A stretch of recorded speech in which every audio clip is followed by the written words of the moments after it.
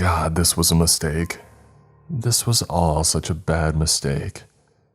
Okay. I'm typing this on my phone and putting this down here for. I don't want anybody else coming in after us and getting hurt. And I want people to know what happened. There's 5 of us. My name's Frankie Sato. I came with Sequoia Watson, Matthew Nguyen, Jade Paulson, and JT Brenner. Matt, Jade, and Sequoia are dead. I'm pretty sure JT is too, but I haven't seen them. It doesn't matter though. None of us are making it out of here alive. Or dead. Anybody who reads this message, if you get calls, texts from me, anything, do not try to rescue me. I will not ask for help. Don't answer any calls from JT either. I'm sorry to do that to them, but just don't. We went urban exploring. We live in, I don't want curious people coming. We're in the Lowry neighborhood of a metro area. It's this sloping neighborhood with mansions and some historic buildings. And at the crest, there's this huge old boarded up apartment building called Oak Hill. Not just boarded up, it's sealed tight. We didn't know why, I swear we didn't know. Well, now we do. So this morning, we got a message from Jade in our group chat. What's that? Oak Hill, Jade, are you there now or something? I can't see that last pic, it's dark. Are you inside? How did you get in? Inside. WTF, are you serious? You're there right now. Morning, oh crap, what? I'm getting my gear. Jade, you shouldn't be exploring alone. Yeah, I'm getting my gear and be there in 10. I always wanted to check it out. Right, I'm coming too. Let's all meet out front. It's dark inside. Yeah, okay, I'll bring extra flashlights. We all showed up around the same time. Bright sunshine on the streets around us, green trees, traffic sounds. The Lowry neighborhood is in the heart of the city. Anytime that we would walk through on our way to the food co-op or downtown or the bar, Jade would talk about Oak Hill and wonder why it's never been redeveloped. The building itself is brick with the name Oak Hill carved into the stone arch over the boarded doors. Must have been nice apartments back in the day. Now every window was blocked with metal gratings over the boards, rusted and nailed into the brick, so that curious teenagers and homeless folk can't get in. There's no holes or gaps in any of these boards to peek through. It's sealed up tight. Until today. Hey guys, I found a way in, called JT. All of us hurried over. JT crouched in the well of an egress window, their hand resting on the rusty metal grate. Below the window well, a section of the grates had been peeled back. The rusted nails popped out. The board beneath was broken off and missing. Dang, did Jade cut that opening? Exclaimed Sequoia. Yeah, it must have been. This wasn't here last week, Matt said. It's really stupid of her to go in alone though. Matt was the boss of us when Jade wasn't around. I guess Matt was always the boss of us. Jade could be pushy but wasn't a team player, whereas Matt kinda looked out for everyone and tried to get consensus. Jade's kind of a tough person but also really reckless and often just goes off and does stuff on her own, despite claiming to be our fearless leader. After Matt and Jade, I guess the next in charge would be JT, the thoughtful one. Sequoia and me were just along for the ride. JT dropped in first, flicking on their headlamp and flashlight. One by one, we followed. The window led into a small apartment unit with white walls, a narrow closet, doors leading to the bathroom and living room beneath the cheap, popcorn ceiling. The apartment was totally bare except for this huge and disgusting stain on the carpet, reddish brown with spatters that bled out onto the linoleum. We fanned out into the kitchen and the closet, the bathroom. Hey, I found a rubber ducky, Sequoia from the bathroom squeezed the duck. I came over to take a look, but Matt barked at us. Hey, focus, we gotta find Jade. JT. JT was opening the door to the hallway and stuck their head out, flashlight flickering up and down the corridor as I came and peeked over their shoulder. Most abandoned places you have daylight shining in through windows or doorways, but here, with everything sealed tight, the only light came from the egress window that we had climbed through. The rest of the building was as black as a tomb. Creepy, and dangerous if your batteries run out. My phone is running low. Maybe I shouldn't be writing this. There's no escape. I'm just going to finish this account since there's no way out. Thought that I heard JT, but it was probably just that thing. God, sitting here in this bathtub in the pitch dark is terrifying. I can hear every beat of my heart. I would almost rather run out there and end it. I don't know how Jade was so ballsy to come here alone. Though I guess like us, she just thought that it was an abandoned building. If she had known, if she had had a chance, I'm sure she would have warned us. Jade was always brave. She would have sealed herself inside and let that thing take her before she would ever let us explore as far as we did. When she didn't answer our phone calls or our yells, we decided to search. What is this, a 3-floor building? A 4 with the basement, that's a lot of rooms, said JT. Sequoia dialed Jade's phone again, while Matt called. Jade! Silence. Probably gonna jump scare us or something. I nudged Sequoia. Yeah. She held up her fist, which I bumped. Matt sighed, giving us an exasperated look. All right, let's split up. Wait, Sequoia, buddy system. You and JT. But I was already waltzing out the door with Sequoia. Matt glanced to JT for help. He knew that Sequoia and me would just goof off, but JT shrugged, not wanting to get involved. Fine, relented Matt. Frankie and Sequoia, you two take the 2nd and 3rd floor. JT and I will take the basement and 1st. Call as soon as you find anything. No pranking, okay? Frankie, you understand. I did a mock military salute. Roger that. Roger that, Sequoia echoed. Matt sighed as we took off rogering down the hall. Yeah, I know we were real dumb, okay? It just seemed like an empty, ordinary apartment building. Jade was going to be fine. Everything was going to be fine. It was all supposed to be fine. All the apartments had an identical layout, most with white walls but a few with beige and one with god-awful lime green. Why though? Sequoia asked, clicking her tongue in disapproval. We split up to explore faster. I ended up in a unit chock full of garbage bags, messy and reeking. Sequoia found one with ugly wallpaper and a battered baby doll.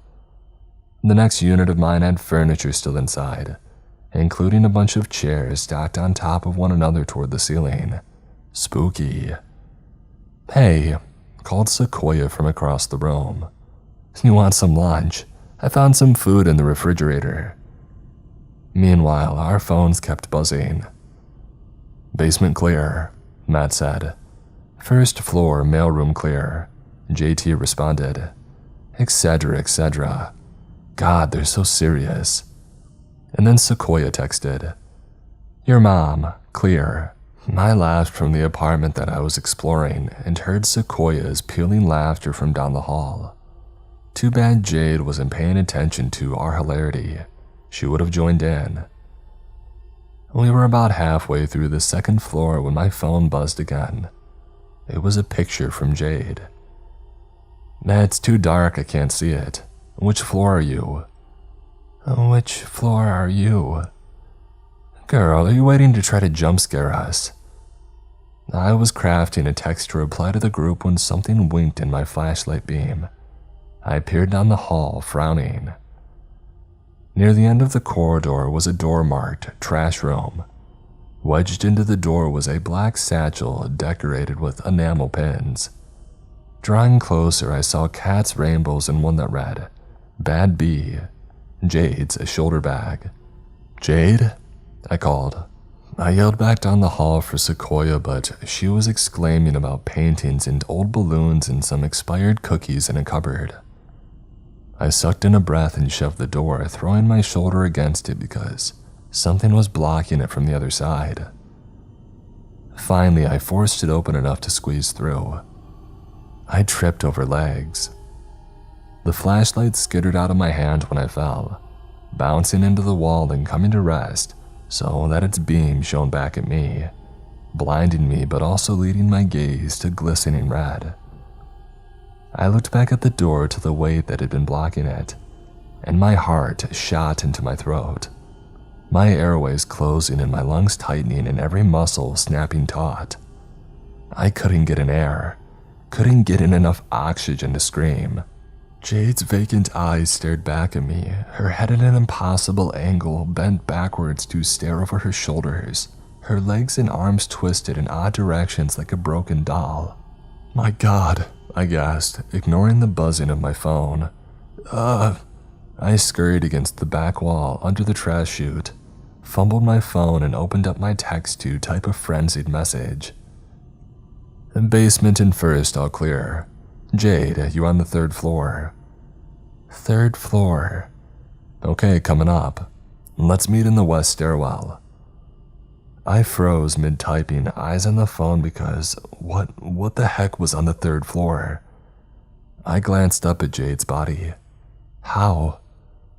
She didn't have the phone. "Don't go to the 3rd floor," I screamed and quickly tapped on the keys. "Don't go to the 3rd floor. Jade is dead, 2nd floor trash, don't go upstairs." I shrieked for them as I ran out of the trash room and into the hallway. At that point, I wasn't thinking about making noise. I wasn't thinking at all. I just screamed, "Sequoia!" and ran back the way that we had come, towards the apartment that she had been looking at with the paintings. No trace of Sequoia. I ran all the way to the stairwell and dialed Matt. After a few rings, he picked up. "Matt!" "Frankie, what?" "Don't go to the 3rd floor. Jade's dead." "What?" "She's dead," I shouted. "In the 2nd floor trash room, I found her body. She's dead, her neck is broken, and something killed her." I was hysterical. Matt on the other end kept saying things like, Whoa. Calm down." and I heard him tell JT, "It's Frankie freaking out, saying that Jade's dead."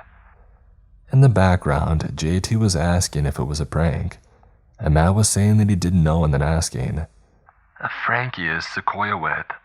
"No, listen, Matt. You can't stay up there. You and JT, you have to leave now." "Frankie, just chill. We're coming back down for..." And the phone went dead. No more words, no screams or shouts or any sound at all. Just suddenly dead. Just silence. "Matt?" I whimpered. "Matt!" I tried calling back, but it didn't connect. I tried calling JT but got no answer there either. When I tried calling Sequoia, her ringtone, a cutesy, bubbly anime song, came drifting out from down the hallway, not far. The room with the stacked chairs. The phone rang for a while before going to voicemail, and so I dialed it again. That same bubbly song, but still no response from Sequoia. I inched my way down the hall, my flashlight beam shaking. I poked my head into the apartment with the chairs and swung around the beam. Its light fell across old papers, broken gratings, and a discarded furnace filter. And then I heard the dripping. The stack of chairs in the center of the room climbed to the ceiling. There was a hole in the ceiling above the chairs, and from it, a pair of legs dangling. The cutesy anime ringtone kept going, and now I saw a faint light emanating from the jeans pocket. "Sequoia," I whispered, inching closer. That dripping, oh God, was that crimson that trickled down the wood of the chairs. The body came down suddenly, slipping through the hole and bringing down the cascade of chairs in a crash. I screamed, fleeing from the noise before I even knew that I was running. But I had seen what was left of her. Just the bottom half came tumbling down through that hole. I ducked into a closet across the hall, sliding the door shut and turning off my flashlight, trembling. That noise, whatever had done that to her, whatever had gotten Jade and probably Matt and JT, it must have heard that crash and it must be on its way. My phone buzzed. I quickly silenced it before checking the screen. Matt was calling. I picked up. "Hello?" I whispered. Hello? Whispered Matt's voice. I almost sobbed in relief. "Matt, where are you guys? Are you okay?" Are you okay? Said Matt. Something about the way that he spoke and echo of my words chilled me. His vocal inflection matched mine, almost to mimicry. "What happened to you and JT?" I whispered. Where are you guys? Asked Matt. What happened to you and JT? And then something that turned my veins to ice. The soft rustle of movement in the hallway. A shuffling and a faint wet smacking sound. Hello? Said Matt. Hello? I didn't speak. Hello? Hello? Where are you? I hung up. I messaged JT. "JT, what happened? Are you okay? Matt just called me, but I don't think it's Matt. Where the heck are you? Sequoia's dead. JT, are you alive?" No response. I waited in the closet. I waited for 15 minutes before finally pushing open the closet door. Screw this," I whispered. I had to get out. I crawled out from the closet and tiptoed to the door by flashlight. But then it occurred to me that if whatever got them saw my light, well, it would catch me too. Panic sent my heart into overdrive. I couldn't hear over the sound of my blood pounding, but there was no choice. I switched off the flashlight. Pitch darkness. The sound of my own breathing, I can't describe how loud it was.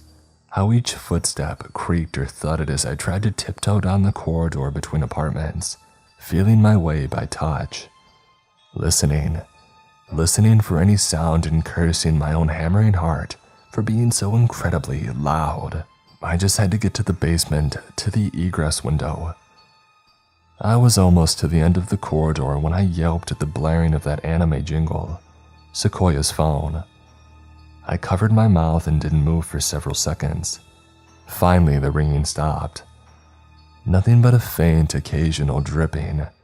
I guess the upper half of her body was still leaking blood through that hole in the ceiling. It seemed to take an eternity to reach the stairs, and another eternity to creep down them, finally out into the basement and peek into the pitch-dark corridor. The tiniest trickle of light bled through the open door of the apartment. That feeble light coming from the broken egress window, opening out to the bright day. All I had to do was go climb through that window and I could escape. I wanted to run so bad, I just wanted to make a break for it.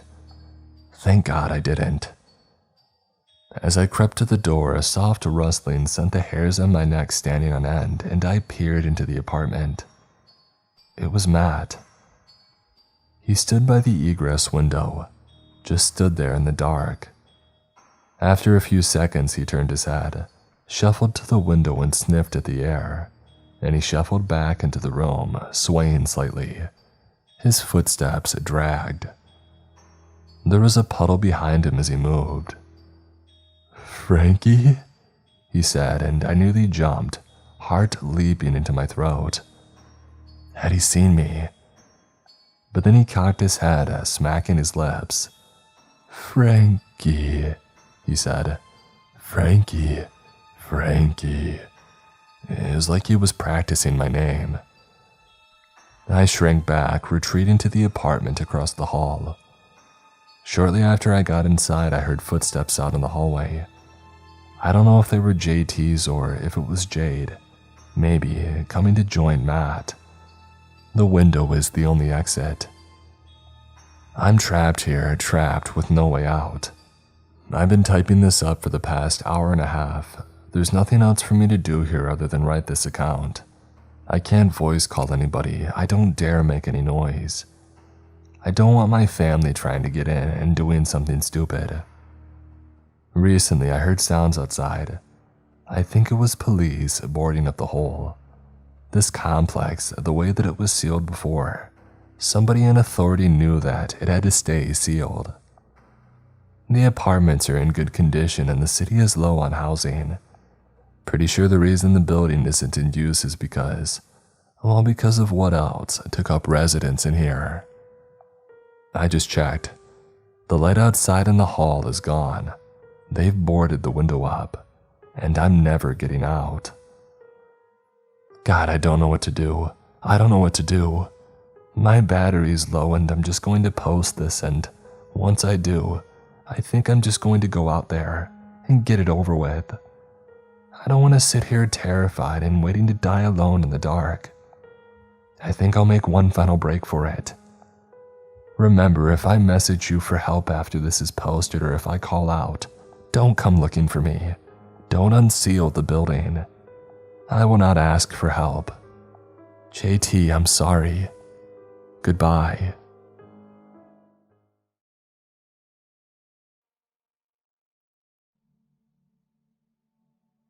I first heard it one early morning at 4 a.m. I had woken up and I could not fall back asleep. After twisting and turning for what must have been half an hour, I decided to try the good old stop moving and pretend that your body is a brick strategy. That's when I noticed it. A faint, mechanical throbbing sound. At the time, I didn't make much of it, and in retrospect, I never should have. Eventually, I managed to fall back asleep. When I woke up the next morning, the sound was gone. Or was it still there? It was impossible to distinguish due to all of the other sounds buzzing around.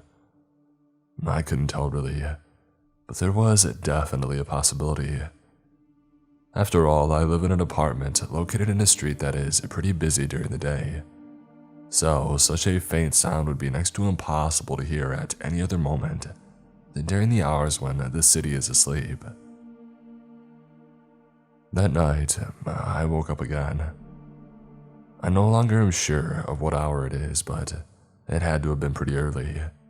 This was not an unusual occurrence for me, as waking up at the worst possible hours and being unable to fall back asleep had been my specialty ever since I was a kid. But this time, part of me believed that my brain had intentionally woken the rest of my body up in order for me to check out whether the noise was still there. It was. I got up from my bed, walking from room to room. I attempted to locate the source of the noise. Truth be told, this was a rather short venture, as my apartment isn't that big in the first place. But still, I could not notice any significant difference in sound anywhere. The pulse was always there. Why am I even doing this? I asked myself. What does it matter where that sound even comes from? It's not that much of a nuisance anyway. I can barely hear the thing. Well, that much was true. I had tried recording the sound with my phone, but it was impossible to point out in the recordings. It was that faint. I went back to bed and I fell asleep without much trouble. You know that when you're dreaming and your alarm suddenly starts to ring, and the sound of your alarm becomes a part of the dream that you're having. Well, that had started happening with the throbbing, except the sound wasn't loud enough to wake me, like an alarm would. Although, I'm not sure how grateful I should be for that, because in my dreams, the sound came from rats in the ceiling, about to gnaw through it before falling on me and eating me alive. It came from a gigantic monster. asleep somewhere below the foundations of my apartment, closer and closer to waking up. It came from a ghost, watching me every night, laughing as I tried to locate it, no doubt preparing a nefarious scheme. Of course, I knew all of this was crazy, but those nightmares were taking a toll on my mental health. Eventually, I looked for answers online. Electronic devices were the culprits that the most often came up. I had already gone around my apartment multiple times, unsuccessfully trying to pinpoint the noise to any particular device, so I didn't think this could be it. But one night, after a particularly terrifying nightmare, involving my own pulse missing from my chest, and me desperately attempting to find it before it had escaped forever, I woke up in a sweat. I walked up to the circuit breaker of my apartment, and I shut the power off. The noise was still there. A shiver ran down my spine, but I quickly reassured myself that it meant nothing. There were plenty of other perfectly reasonable explanations as to the source of the noise. There was nothing to worry about and absolutely no need to overreact. But rationality did not keep the nightmares from happening. I knew that if I could only find the source, my subconscious would stop freaking out about that nocturnal noise and stop the nightmares. So I looked for other possible answers. Another possibility that I read about online was the heating system. I knew that was somewhere in the basement of my building. I opened my apartment door and came face to face with one of my neighbors who was heading for her own. She was a 30-something woman who already lived there when I had first moved in. And besides that, I did not know much about her, except for the fact that she had cats and would occasionally walk along the gutter that connected her window and my own. Sometimes the cats would wander into my apartment, at what point they would occasionally refuse to leave. When that happened, I would carry them back to her door and knock. She would then apologize and would say that there's no need, as I love cats and their visits always brighten up my day. That was pretty much the extent of our relationship. That and the small talk that would happen when we would cross each other in the corridor, like what was happening just now. "Hey, I haven't seen your cats in a while. How are they?" I'd asked. "Oh, hi, they're doing great. I guess I just don't let my window open as much in the winter, so there isn't much opportunity for them to escape," she answered, a shy smile on her lips. To be fair, I already knew the answer. I rarely ever saw her cats in the wintertime. I only brought it up because I had run into her unexpectedly, and I needed to come up with some small talk in a pinch. After a small silence, I decided to risk it. Have you noticed anything weird, like faint noises recently, especially at night when it's really quiet?" "A weird noise, no, I haven't noticed anything out of the ordinary recently. Sorry about that." I did not know whether to be relieved or worried. As I looked into her eyes before parting ways, I noticed how tired she looked. Dark circles, a weak voice. Could it be the noise that was keeping her up as well? I shook my head. No, she had just told me that she hadn't heard anything recently. There were plenty of factors that could lead to a person looking tired. Despite my best efforts, the doubt lingered. What if she was lying to me? I made my way to the basement without any other encounters. The door to the boiler room was locked. This didn't come as a surprise to me, but I had hoped that if the throbbing noise's origin really was this place, it would be stronger here. I put my ear against the door. I heard a soft buzzing noise and other low-pitched sounds. but nothing resembled the throbbing that I could hear upstairs. Disappointed, I turned around and made my way back upstairs. And that's when I noticed that the lock to the electrical room was broken. I timidly made my way inside, but couldn't hear anything resembling the pulse. I quickly left the room and went back to my apartment. Due to the nature of this forum, I assume most of you know about the hum. Well, I had run into that phenomenon while looking for explanations online. For those that don't know or aren't aware, the hum is a widespread phenomenon. A low-frequency sound that can be heard in many places around the world. The rational explanation is that there isn't just one single hum, but multiple ones coming from different origins, and they're described in the same way by the locals. Oftentimes, the source would just be an old-fashioned building or something of the sort. And maybe this was the case here too. Maybe the sound did not come from my apartment building at all. That night, I walked out into the streets. My city isn't really that big, and I live in a pedestrian street, so traffic is non-existent here. The night, it was dead silent. The conditions to hear the hum were nearly perfect. But I heard nothing. This was just another dead end. I made my way back upstairs. As soon as I had settled down, I heard that all too familiar throbbing sound again. I'm ashamed to admit it, but I had a bit of a nervous breakdown. I could not take the non-stop nightmares anymore. I just knew the sound was nothing supernatural or nefarious, but my subconscious wouldn't just give me a break. I hadn't gotten proper rest in weeks. I wanted to call the police, an ambulance, the fire brigade, a freaking priest even. But I realized how ridiculous all of this was. The throbbing sound was like insanity knocking at my door.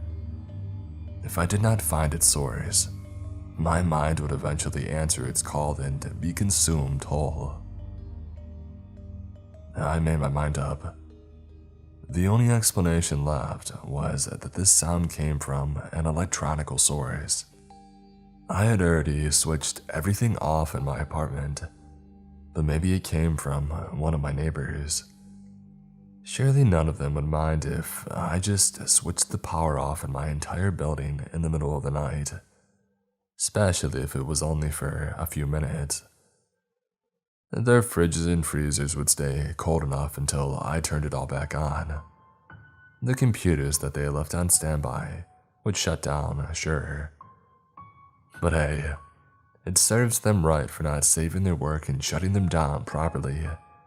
As far as I'm concerned, this is an ecologically friendly move. I nervously laughed to myself. Of course, the truth was that I just wanted to be done with all of this. Thankfully for me, the lock to the electrical room was still broken. It was easy for me to make my way in, and so was turning everything off. I painstakingly walked up the stairs, all the way to my apartment, lighting my way with my cell phone. I entered my room and sat on my bed for a few minutes. My own heart was throbbing, partly from anticipation, and partly because of all the stairs that I had walked up. But eventually, it settled back down. Nothing. The night was silent like it should be, and like I had always thought it was before first hearing the pulse. I grinned from ear to ear. The sound really did come from an electrical source. There was nothing to worry about. I made my way back downstairs, making sure to turn everything back on as the way it was. This time, I could use the elevator though. just like the absolute silence of the night.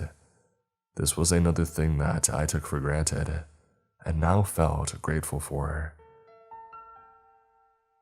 That night, I slept peacefully for the first time in weeks. The noise was no longer a source of anguish. It was the weekend, so I could afford to turn my alarm off and just rest for as long as I needed. I woke up at 3 p.m. starving. I left my apartment to get a quick bite. I was heading back to my apartment door when I saw my neighbor at the end of the corridor, her head down.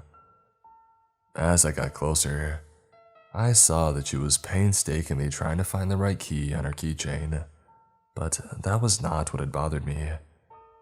She was sobbing. I was about to walk up to her to ask her what was wrong so I could try to lift her spirits, but then I remembered. She's always been afraid of hospitals. She had told me that day her cat had wandered into my apartment once more, and as I had brought it back and she had opened the door to let it back in, I saw an old woman lying down in a makeshift bed, tied to these shoddy-looking medical devices keeping her alive. I can't go against her wishes, but she's in too bad of a state to live on her own. I just had to bring her here. The sobbing continued. My neighbor had just given up on finding the right key and was just holding her head in her hands. Too ashamed to talk to her, I silently reached for my door and made my way inside. I had slept peacefully indeed. The electronical noises coming from that old lady's medical devices had no longer been a source of concern for me. I had no longer heard them in my dreams, nor did I hear the sirens that had come to pick her up that morning.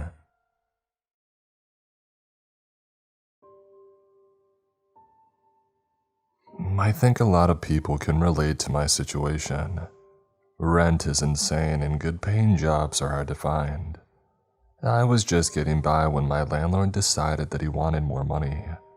It's not like I had the time or money to fight it.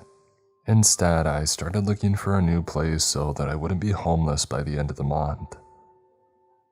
For 2 weeks, I desperately looked for anything within my price range. A few options came up but fell through at the last minute. The one place I considered was a house with 4 other guys. They cleaned up when I arrived to view the room available for rent. Whatever efforts they made were in vain. The place smelled like something had died under the floor behind some of the damaged walls that they poorly covered up. Soon it appeared that my options would be a rundown frat house or the streets. When an affordable apartment came on the market, I thought that it was a miracle. Aside from the no pets in the lease, it appeared too good to be true. I swooped on the chance, applying a few minutes after I saw the listing. Within the next hour, I had gotten a response so I could be booked in for a viewing as soon as possible. I imagine there must be a lot of people trying to get into the apartment that was listed. At the time, I felt thankful that I got the viewing. When I arrived at the address, I second-guessed myself a few times. There was no way this place would be rented so cheap. The entire apartment building was massive and yet clean. Parking out front and another lot under the building. A large stone wall surrounded the area. I stopped at the front gate expecting a person to be working.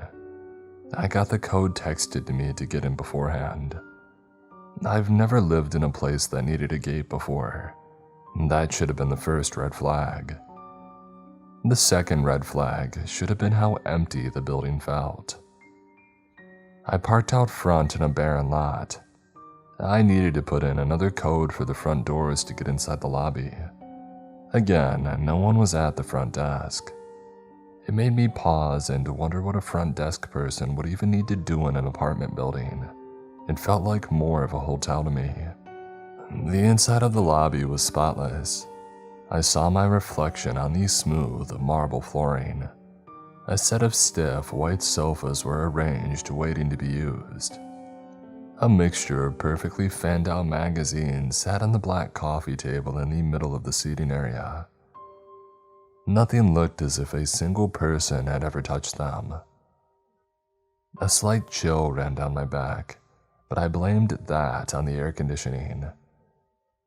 I was told to go right up to the 10th floor into the apartment that I wanted to rent, and someone was going to meet me there. Even the elevators smelled too clean. I wondered if this place had been built as one but switched to more long-term renting after the project had been completed. It also looked way over my budget. I hoped that I didn't waste a shift off work for some sort of renting scam. I found the right door. I knocked even though I had been told to go right in. A voice called out, inviting me inside. I cautiously opened the door, expecting anything. The apartment was clean and cool. It had way more space than I needed. A middle-aged man stood in the middle of the living room. He had been rearranging flyers for nearby restaurants. I opened my mouth to introduce myself. He cut me off by taking a hold of my hand in a firm shake. "Mr. Park, so nice to meet you. I hope the complex meets your standards. I'm the owner, Norman Freed." His voice was pretty deep. He practically sang my last name, putting my nerves on edge. The bright smile and voice could have won over anyone, and that's why it bothered me. Why would he put so much effort into this meeting? It's not as if he wouldn't have 100 other people waiting to rent the apartment. I started, unsure of what to say.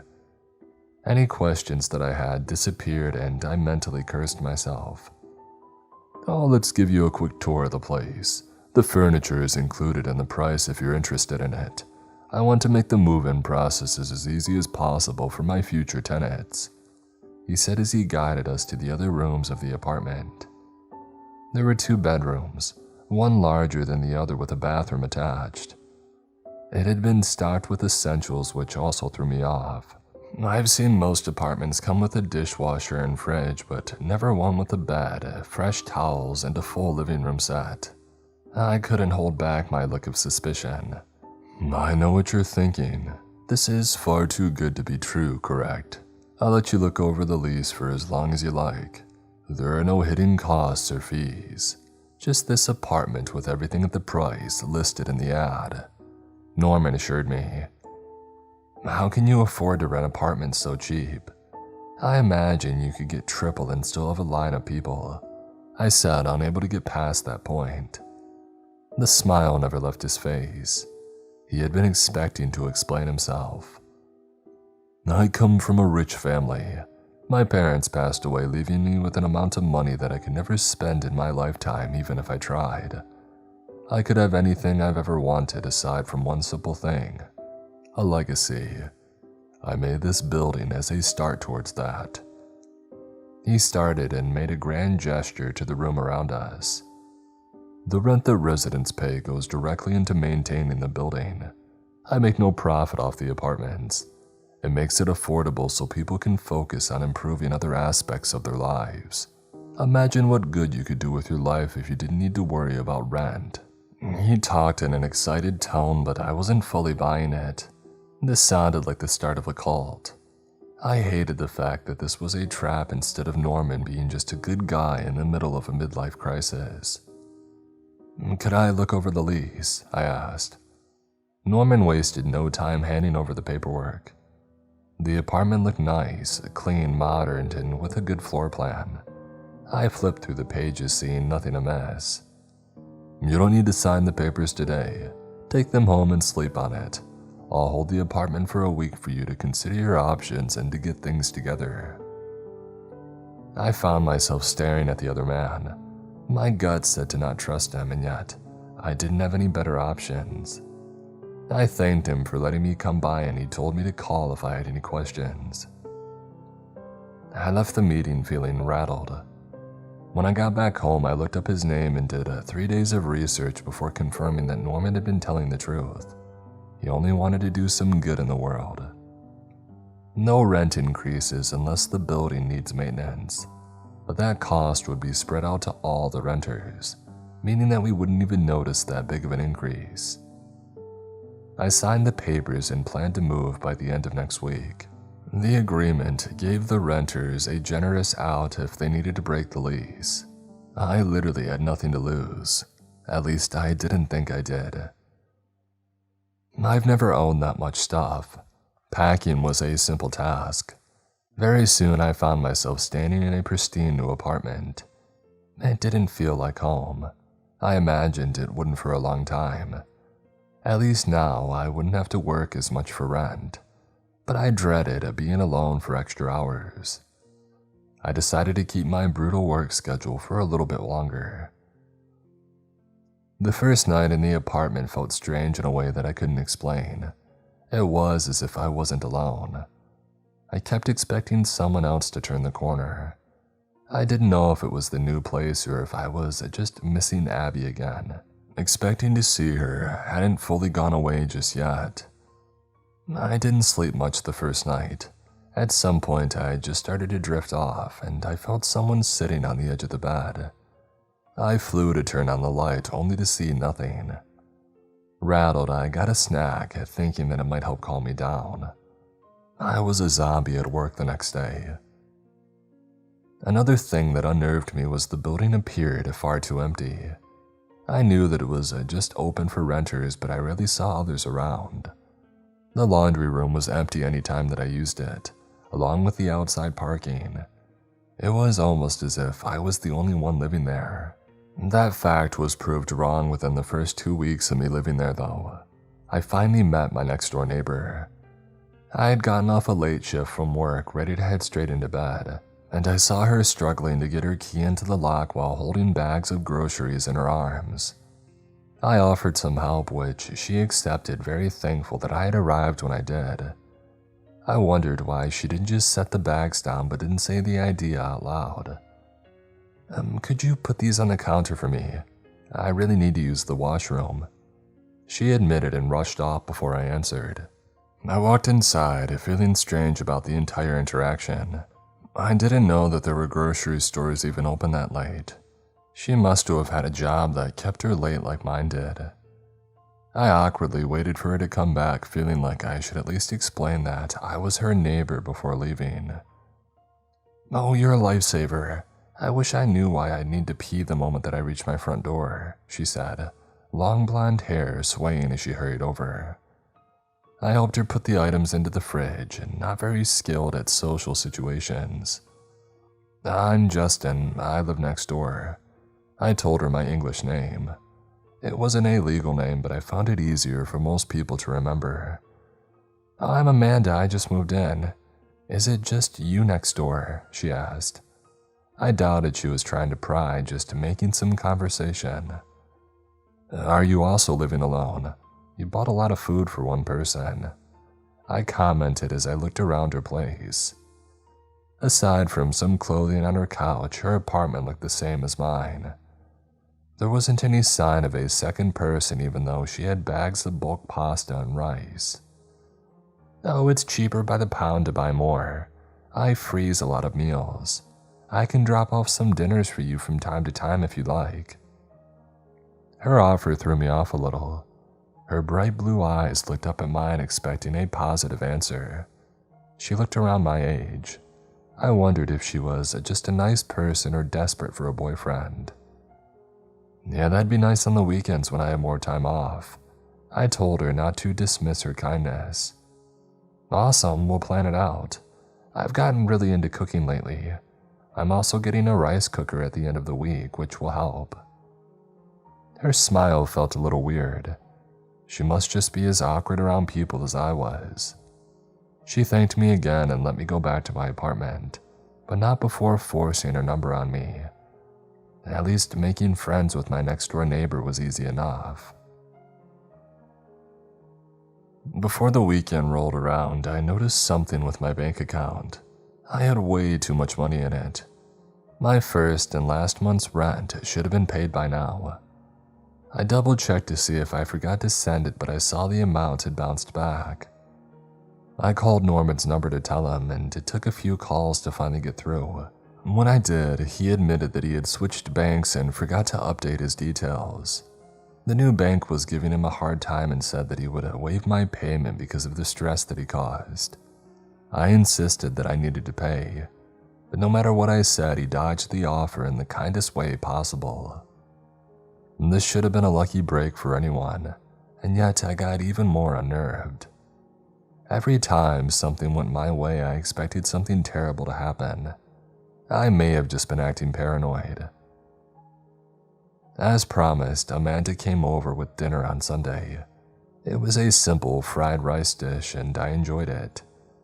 She picked at her food, more interested in talking.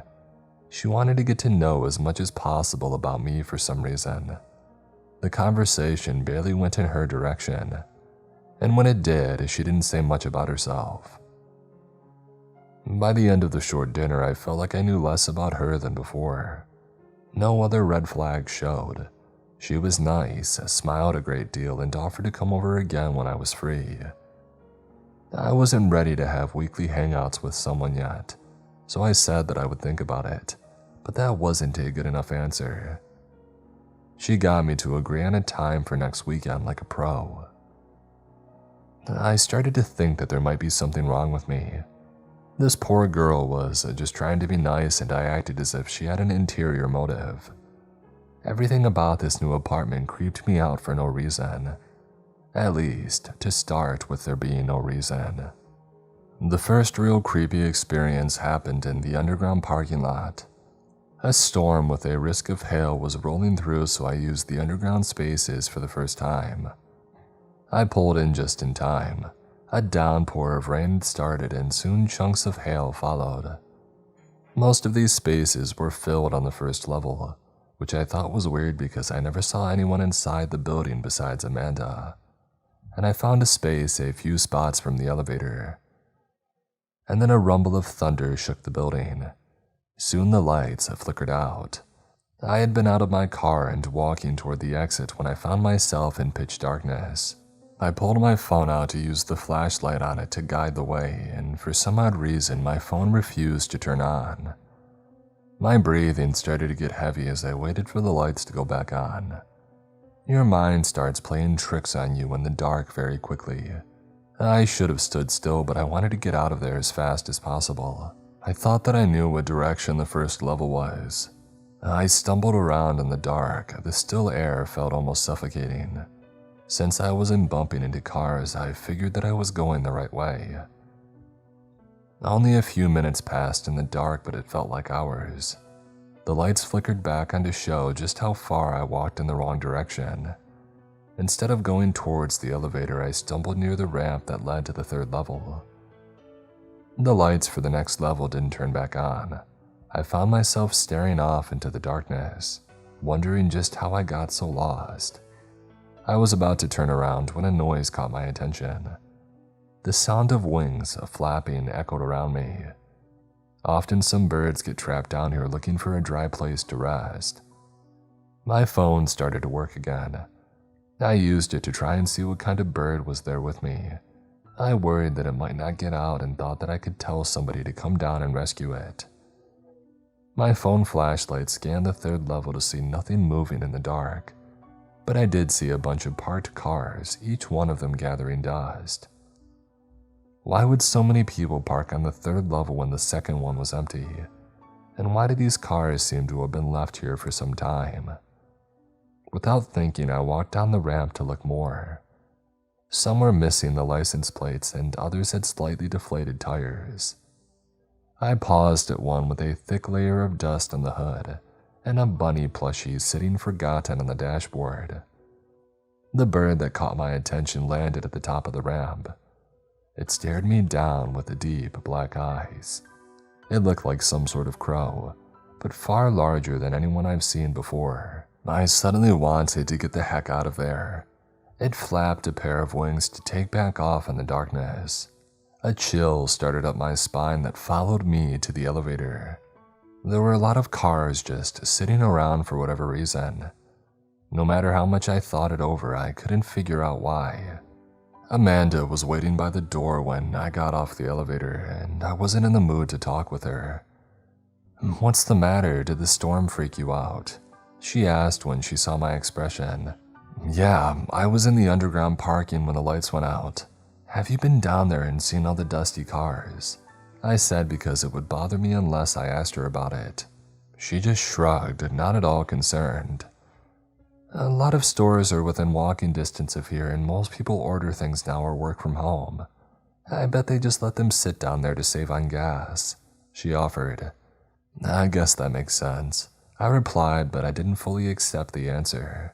"It's kind of weird the power went out down there. I didn't see the lights flicker or anything. I was coming over to see if you wanted to have a scary movie night because of the storm. You know, Netflix and chill and all that."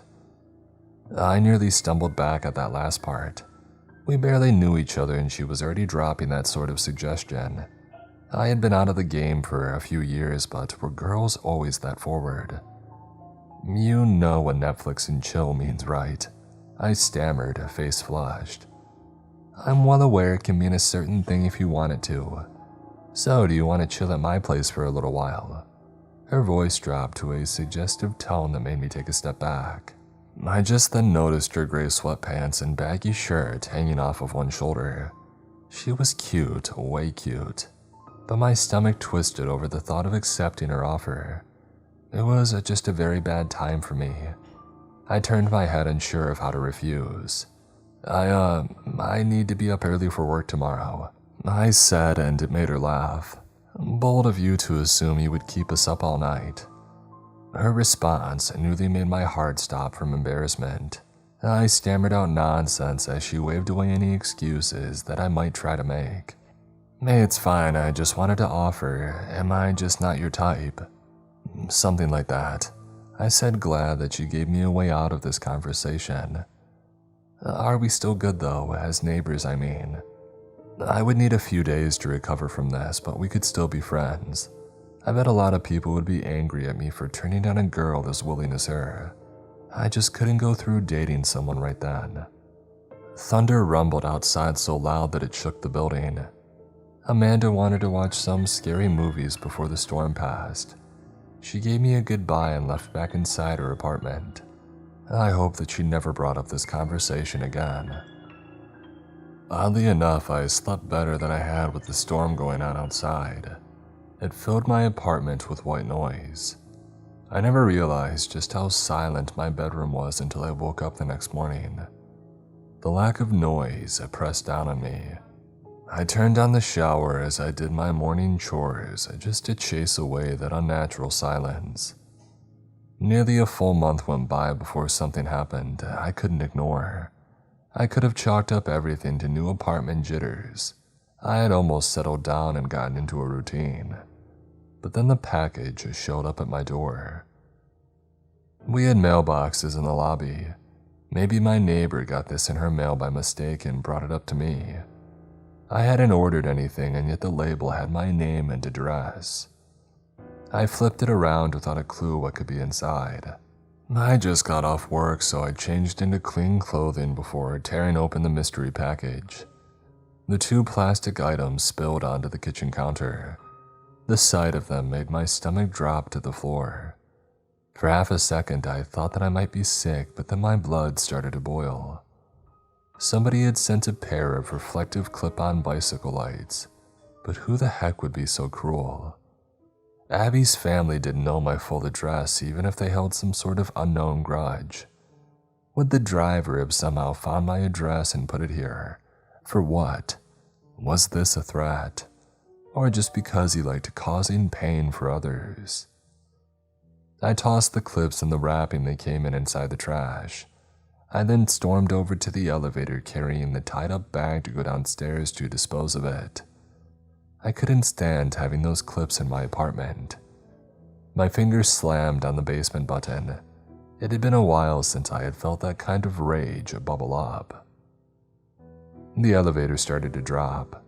I watched the lights of each floor pass by. When it hit the lobby, I got closer to the door expecting it to open at the next stop. The elevator hit the basement, but to my confusion it kept going. There wasn't anything below the basement.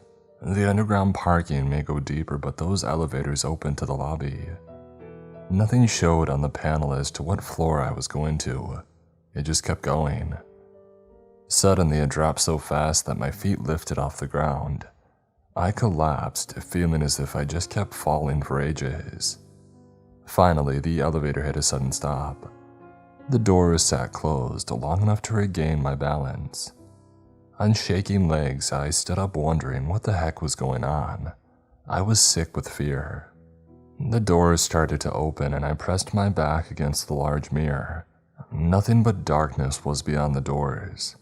My heart raced as I debated on going near the doors to try to hit a button to go back upwards.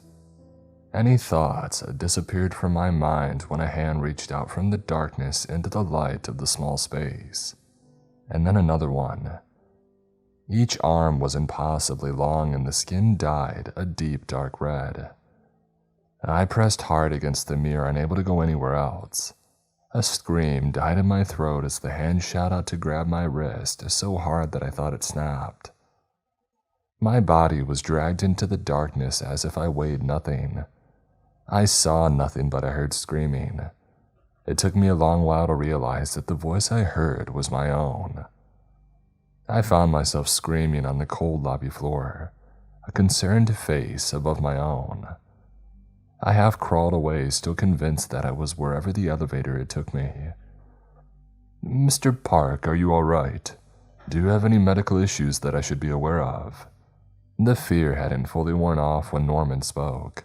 My landlord appeared very worried for my well-being. It took me forever to collect myself. "What?" I croaked out, voice raw from screaming. "I just walked in and saw you had collapsed here." I shook my head, still in shock. What happened couldn't have been a dream. I mean, could it? I looked down at my wrist, seeing a bruise start to form. I might not have taken the elevator halfway to Hades, but something had happened. "Maybe you're overworking yourself. You have been doing a lot of double shifts. Why don't I take you back up to your apartment so that you can rest for a while?" My overly kind landlord had offered. I was about to refuse him when Amanda stepped off the elevator. She paused, seeing me on the ground. I asked her if she could get me back upstairs in case I collapsed again, and she did so without question. Norman asked me to contact him if I ever needed anything. I agreed, just so that he would let me leave. I didn't tell my neighbor what had happened, just that I wasn't feeling very well. I couldn't shake the feeling of being watched. I barely heard what she said when I walked back inside of my apartment. The feeling of having someone right behind me didn't go away. My hand started to shake and whatever rational part of my brain that was left screamed at me to leave. I decided to listen to it. I started to pack an overnight bag to get away from this place. I also wanted to call my parents. I hadn't heard from them for nearly a year because we lived in different countries. I didn't know what time it was for them, but I didn't care. My finger hovered over the screen to call them. Suddenly, I felt bile rise up my throat. I dropped my phone to double over. Black liquid came spilling out, leaving a burning, bitter taste behind. Tears came to my eyes, making it impossible to see until they had cleared. I moved towards the door the moment that I finished getting sick. My trembling hands landed on the handle, but my body didn't move. My arms refused to do what I told them to. I wanted nothing more than to leave, to get the heck out of that place. What was happening wasn't normal, and yet my body didn't listen to me. "I hope you stay here forever." I turned when I heard Amanda's voice, to see my apartment empty. "You'll never need to leave." Norman's voice came from the empty living room. I shook my head, feeling dizzy. When I closed my eyes to clear my thoughts, I opened them to find myself in bed. My ringtone went off, waking me up. I didn't remember going to bed last night. The black bile had been cleaned up and I wore a different set of clothing from yesterday. I answered my phone with a shaking voice to hear my boss on the other end, asking if I was going to be in. I made some sort of excuse about not feeling well, but I was on my way. Half a shift was better than no shift. I expected my body to refuse to leave my apartment, but I've never been so happy in my life to leave for work. I almost felt normal while out of the apartment building. The feeling of being watched was still in my back, but I could ignore it. Near the end of my shift, I started to think that I was fine. Yesterday was just some sort of brief medical episode, like a lack of iron or something like that. A coworker asked me if I was doing all right. I opened my mouth to tell them the truth. I hated my new apartment, and for some reason it freaked me out. I'm fine, just been working too hard and I overslept, I told them. I stood in silent horror. My expression did not match how I felt. That was not what I wanted to say. My words got twisted by the time they reached my mouth. I tried again to tell them how much I hated my new apartment. I ended up asking about how the morning went without me. This wasn't right. I couldn't say the words that I wanted. As a test, I made a note on my phone about how I didn't remember last night. My hands typed those words out without issue. I needed to get to the bottom of this, but I didn't know how to start. I dreaded going back home. Was that place really a home at this point? I took some overtime that day, desperate to stay away for as long as possible. My body again acted on its own when it was time to drive back to my apartment. I mentally screamed at it to stop without it making a difference. The fear that I felt walking through the lobby doors was almost overwhelming. Norman saw me, and against my will I stopped to talk with him. "How are you feeling? All better?" he asked in a cheery tone. "Yes," I lied. "That's good, very good. Amanda's told me that you two are getting along, but not as well as we hoped. I've asked her to introduce you to her friend who just moved in. She may be more to your liking." His words made my blood run cold. I wanted to get sick again. I knew that something was wrong with this place, and he just confirmed it. "Why?" I forced the word out. For once, I sounded as scared as I felt. Norman's smile changed. He looked like a child pulling legs off a spider. He reached out for my hand. Some sort of force made me take his. "I made this place to make everybody who lives here as happy as possible. You seem to be overworking yourself to avoid being alone. It seems like you need a new girlfriend after, well, what happened before you moved here. Don't worry, leave everything up to me, I'll make things all better for you." He got in close, his deep voice rumbling the last words. I wanted to run and scream. I needed to call someone for help or do anything aside from what I did at that moment. "Thank you, I appreciate you for taking me in. I'll do whatever I can for you in return." I spoke in a monotone voice that wasn't like my own. No matter how much I struggled, my hand stayed holding his. With another horrible wide grin, Norman finally let go. I broke free to run back out the lobby doors, and instead I half jogged to the elevator. No matter how much I wanted to leave, I wasn't in control. I've thought about what to do.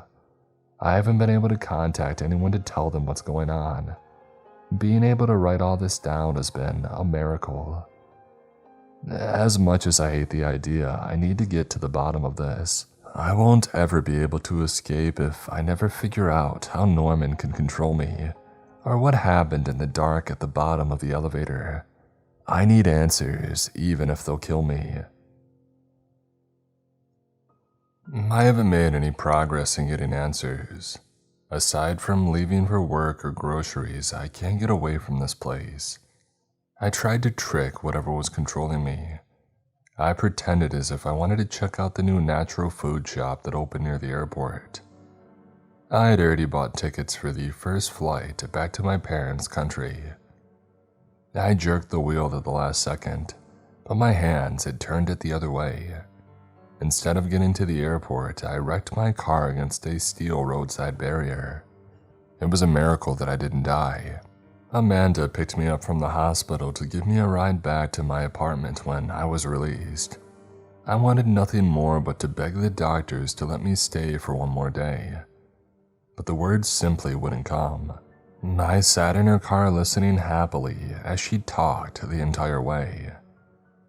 Everything she said sounded forced. I felt trapped in some sort of play, all of us just acting out our parts. I wondered if she was doing all of this against her will as well.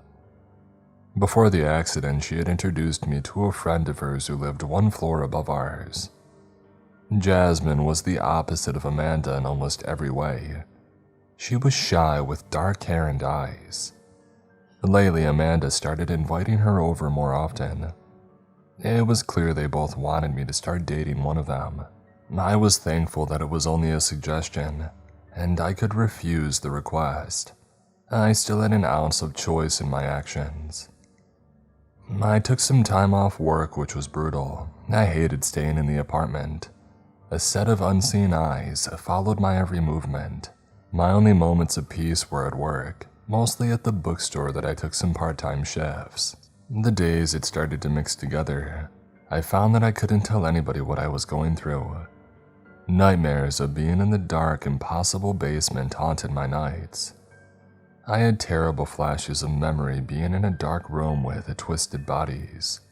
I tore at them, enjoying the task. Every morning I woke up sick to my stomach. Some mornings I spotted dried blood under my nails, making me convinced that I wasn't having dreams. The only way that I was able to keep track of days was because of my bookstore shifts. A regular started to come in on Tuesdays and Sundays. The store was always slow. The area had gotten run down. Most of the time you see more homeless people around than others shopping. When I heard him coming into the store for the first time, I expected to see someone just trying to get out of the rain for a few hours. But instead I spotted a person that made me forget my troubles for a moment. A green wallet poked out of his back pocket with cute frogs printed on the front. He wasted no time going to a shelf to pick up a book to carefully look over the pages. He held the paperback as if it was a delicate thing, and not the run-of-the-mill old yellowed mystery. His light hair sort of matched the color of some of the older pages that faded over time. I expected him to have bright eyes, but his was so dark that they almost looked black. I didn't understand why I stared at him for so long. There was something about him that made him seem different from any other customer who would ever come into the store. If he noticed my stares, he didn't say anything. He just went about the store carefully picking out books. Not a single one had something in common with the other. He was looking for some quality in them that I didn't understand.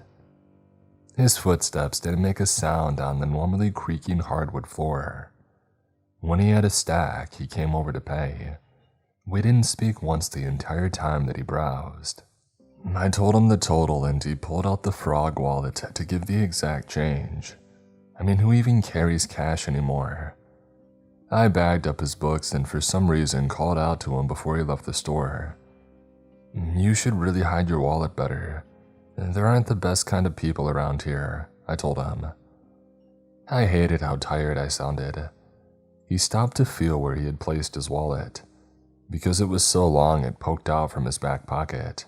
He lifted his baggy sweater to hide the frog print from sight. "Thank you."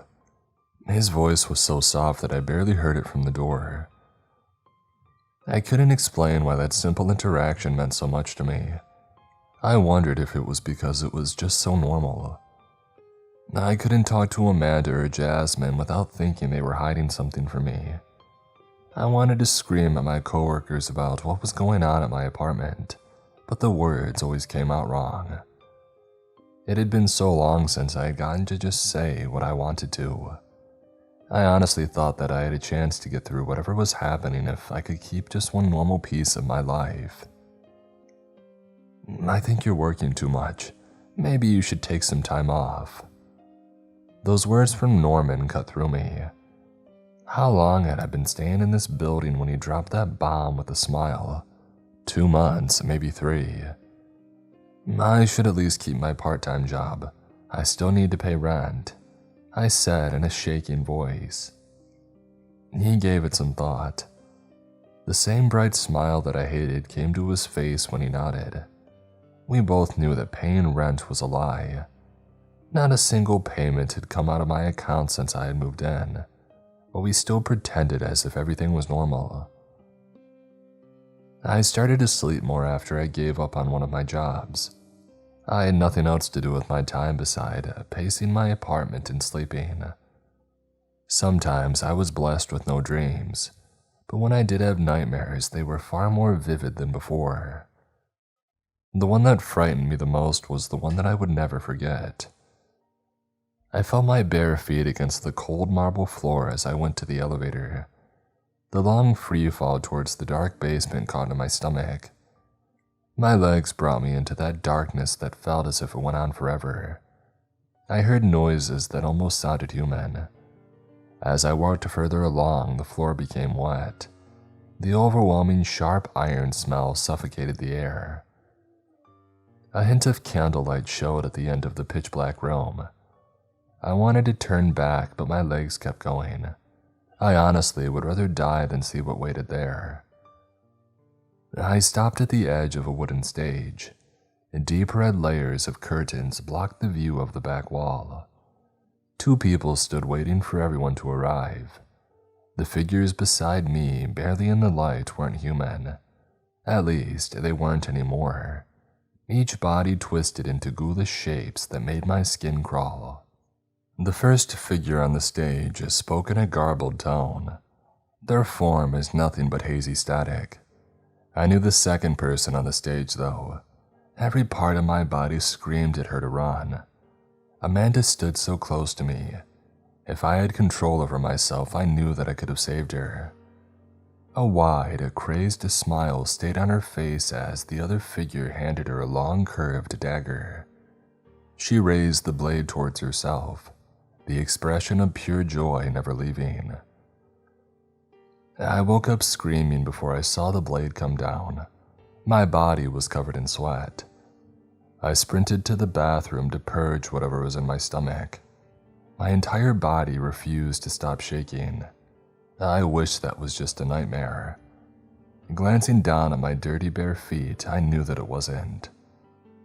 My only thought was to make sure that Amanda was all right. I ran next door, my fist hitting hard on the wood. To my shock, the door opened. Carefully, I took a few steps inside to find nothing. No personal items, no food in the fridge, no sign that she had ever lived here. I never even knew her last name.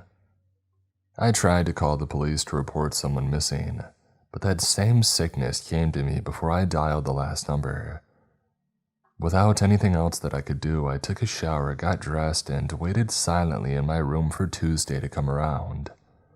I needed a normal interaction with a person not connected with this building. This terrible place wouldn't let me wait in peace, though. A knock came to my door. I refused to answer it until I heard a female voice on the other side. "Hey, I heard you weren't feeling well. I have some food." Against my better judgment, I let Jasmine inside, hoping that she may tell me what had happened to Amanda. She went right to work, warming up some soup on the stove. "You look awful," she half-joked. "What day is it?" I replied in a cracked voice. "Monday. You should really take better care of yourself."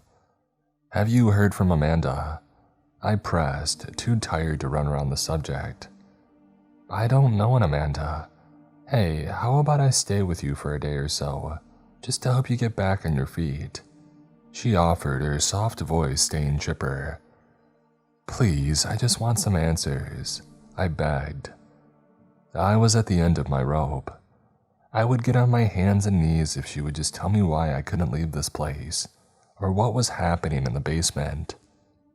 She stopped cooking and turned off the stove. Within seconds, she had my hand and started to brush back my hair. "Oh, you poor thing. You know, if you just accept this, it's not that bad. You can do whatever you want with whoever you want. Just embrace what your body is asking for. I jerked out of her grasp, a chill going through my body. The kind and soft Jasmine that I was introduced to had shifted her personality on a dime. "You should go," I said, keeping my voice even. "Your girlfriend isn't here anymore. Why bother holding on to your feelings for her? Like, move on already, just bury her." I saw red before she even had stopped speaking. I did something that I never thought I could. I slapped her hard, and she stumbled, almost falling to the ground. The fact that I felt some kind of positive reaction from the attack made me want to run away from myself. Instead of crying or getting upset, though, she laughed. "Did you like that? You should keep going. I don't mind." Using more force than I wanted to, I grabbed her by the wrist to drag her out of my apartment. I know that I hurt her again, and she didn't struggle, just laughed the entire time. I slammed the door on her face, my breathing refusing to settle down. "Just call me, I'll come by any time." I gritted my teeth, holding back a reply. I hated this, everything. I hated what I was becoming. I hated this apartment, and I hated being without answers. At least I learned it all happened on a Monday. Just one more day and I could get to the bookstore for a hint of a normal life. It was raining on that Tuesday. I brought an extra umbrella just in case. The regular who treated the book so carefully came in right on time. His hair and shoulders were wet, showing that he had been caught in the rain. Aside from saying hello or complimenting his wallet, I hadn't said much to him, and that was all that I needed. I considered how weirded out he might feel if he knew just how much I looked forward to saying one or two words to him. I watched his routine of picking out used books in such a gentle way. I still had no idea what he was looking for when it came to them. He picked out such a different range of topics that I thought he might be getting these for something other than reading them. Oddly enough, I never had the urge to ask him anything about himself. He paid with the exact change again, and before he walked away, I came out from behind the counter with the spare umbrella. "I have two if you need one," I offered. He looked surprised at the offer and he quietly thanked me. Our fingers touched and the strangest thing happened. The brief contact hurt. I pulled back, my hand feeling as if it was on fire. My face then turned a deep shade of red over the odd reaction. I got a cramp," I lied. He wasn't buying it though, and he pulled out the receipt to write something on the back. "If you need help with anything, call me." It was the most that I've heard him speak. He had some sort of accent that I couldn't place, but carefully I took the paper he offered to look over what he wrote down. Saren Rin, followed by a long phone number. I wanted to refuse his offer, but I needed something normal in my life. Calling a regular customer for help was not normal. "Anything. I promise I'll answer," he said in a stronger voice. I nodded, feeling a strange fluttering in my stomach. Someone was on my side, someone outside of that awful apartment building, and that was the reason why I couldn't call him. "Thank you," and I meant those words. Just knowing that somebody offered to help was enough. He laughed, fully expecting a call from me at some point. Deep down, I hoped that we could only see each other in the bookstore. I think Norman must have sensed my good mood that day. I saw him again in the lobby and he stopped me, his expression breaking for half a second. "You still look awful. How about leaving that part-time job of yours? That stress can't be doing you any good. I have some other projects that you would do great with. I'll tell you tomorrow what they are." His poor acting no longer could cover up how sinister this man was.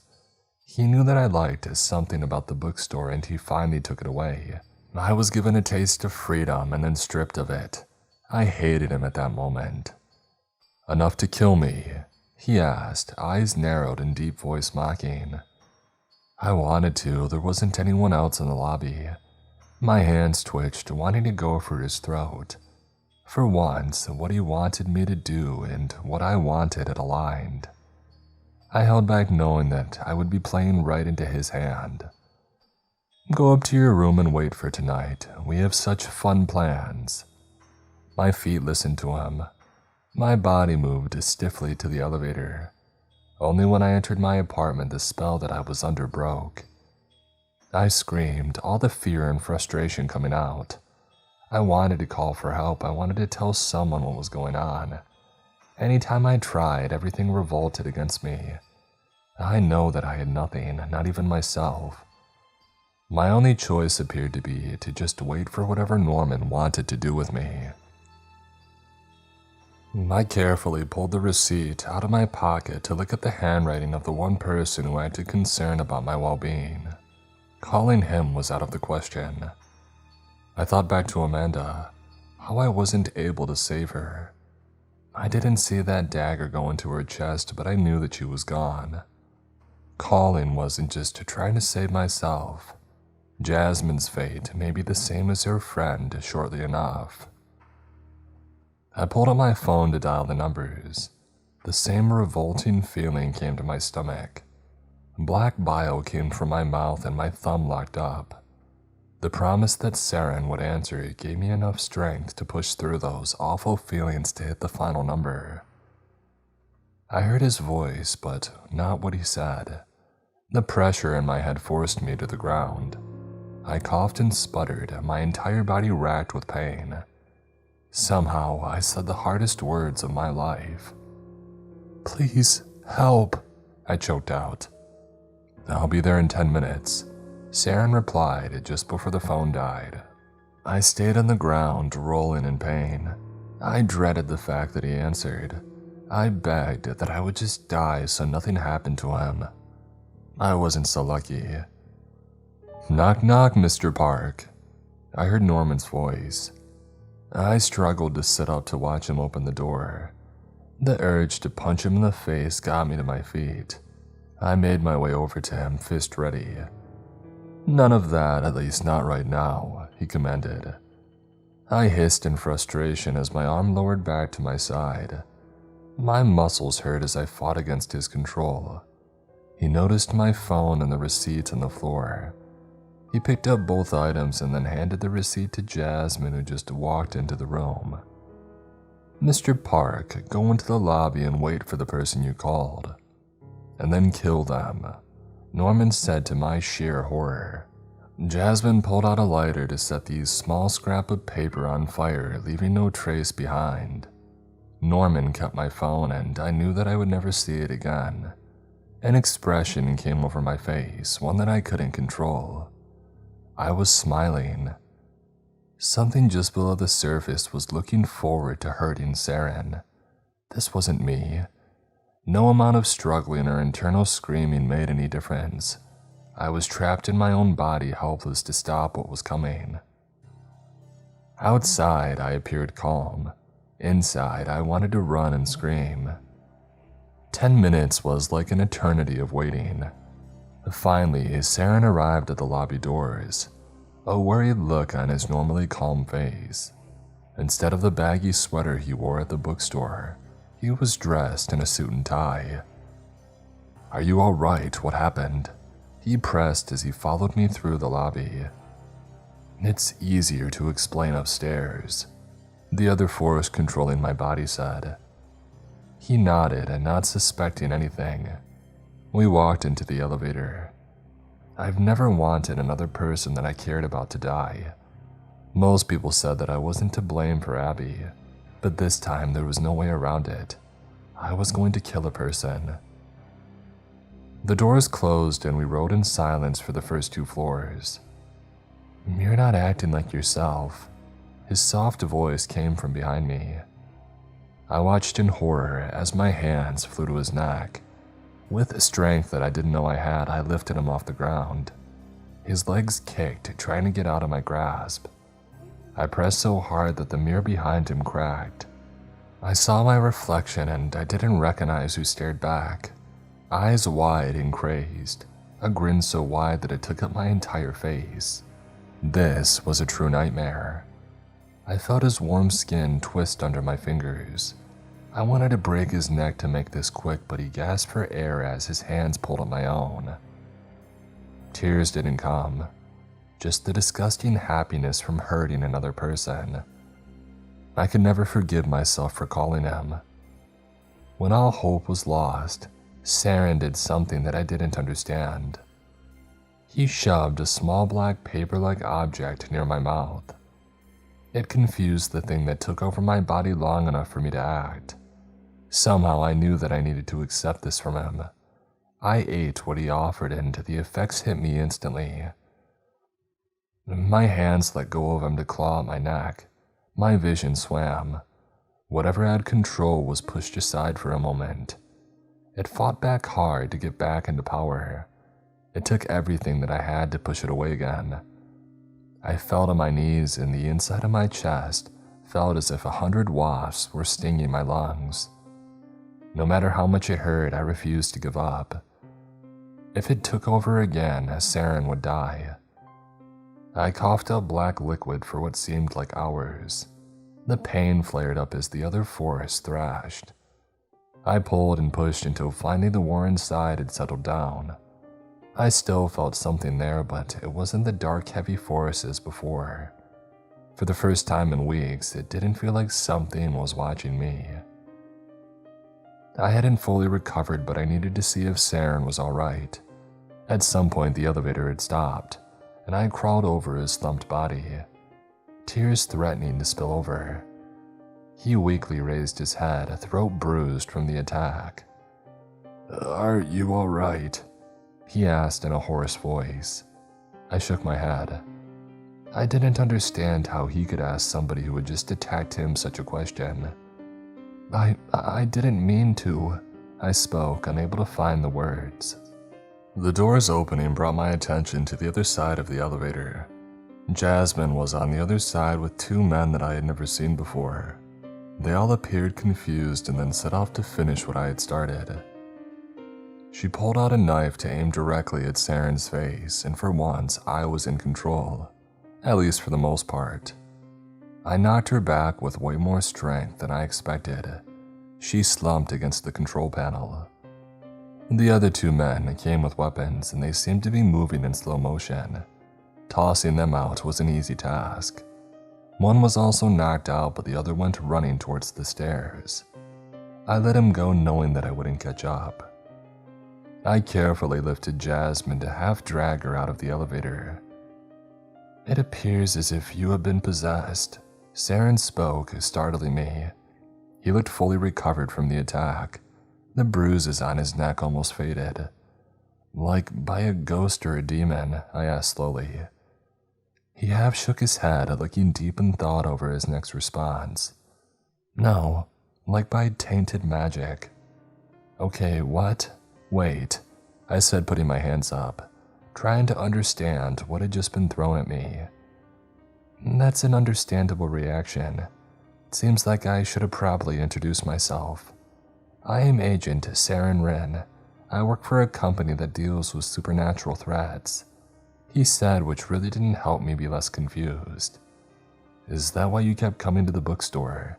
Did you somehow know that I was mixed up in all of this?" I questioned. "No, I like books. However, I did sense there was something different about you. I was uncertain if that was because you were a half-breed or a human being affected by magic in some way." At least that was a straightforward answer. It did leave me with more questions, though. "So, does that mean your company didn't send you to deal with what's going on in this building?" He shook his head at the question. "I have left a message with them. We're short on manpower, and if they're aware of this building, then they did not deem it as enough of an emergency to take action. If I do not return in 3 hours, they'll send backup." I looked over the two people that I had knocked out. I wasn't sure how many people we would need to deal with what kind of powers that Norman held. I doubted that we could hold out for 3 hours. "Why are you here then?" I said, wondering why an agent was acting alone. "Well, because you asked for help," Saren said in a very warm tone. I nearly broke down and cried after he spoke.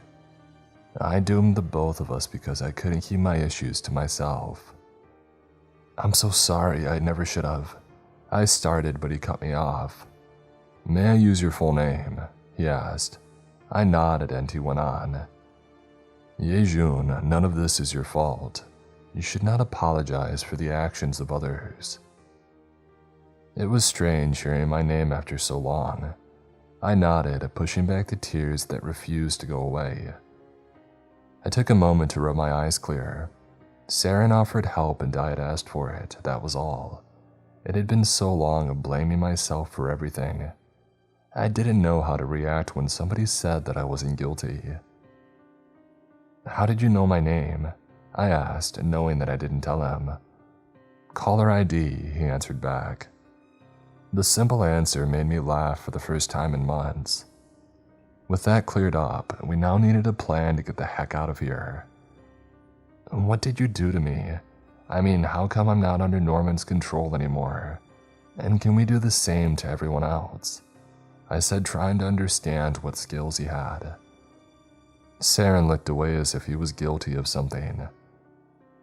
I should apologize for that. I took a risk. I can purify darkness, sort of. My power risked your life. If you weren't strong enough to take a hold of the magic that was left behind, you would have died. I highly doubt the same outcome would happen to the others. They accepted the darkness and the power that it brings. If I purify them, it'll erase their entire self. I looked down at Jasmine, wondering if that was true. She did appear to be enjoying herself, and if what with Amanda really happened, she willingly handed her life over. Even if other people were like me, there would be no way to tell. Saren only used his power because he knew that I would die soon anyway. If we knew that someone wouldn't die from being purified, should we try it? We'll need more people on our side to get out of here, I pointed out.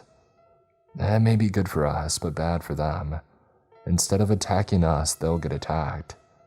I may not be strong enough to protect both of us.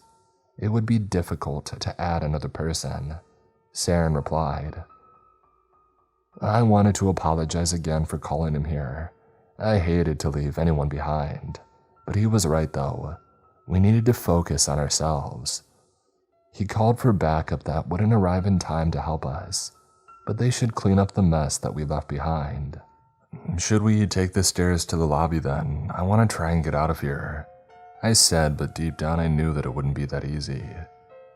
Saren shook his head and then nodded towards the elevator. I am able to sense things that you're unaware of. The stairs have been locked by magic. Currently, the only clear path is to the way we arrived. I would rather try kicking on the door to the stairs until my foot broke. The elevator could be easily controlled by outside forces.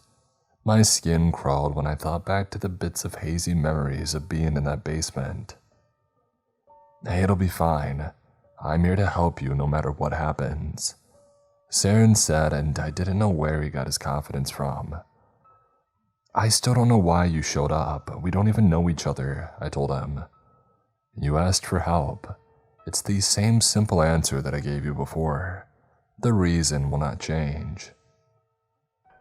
We were in a terrifying situation about to walk right into something even far more dangerous.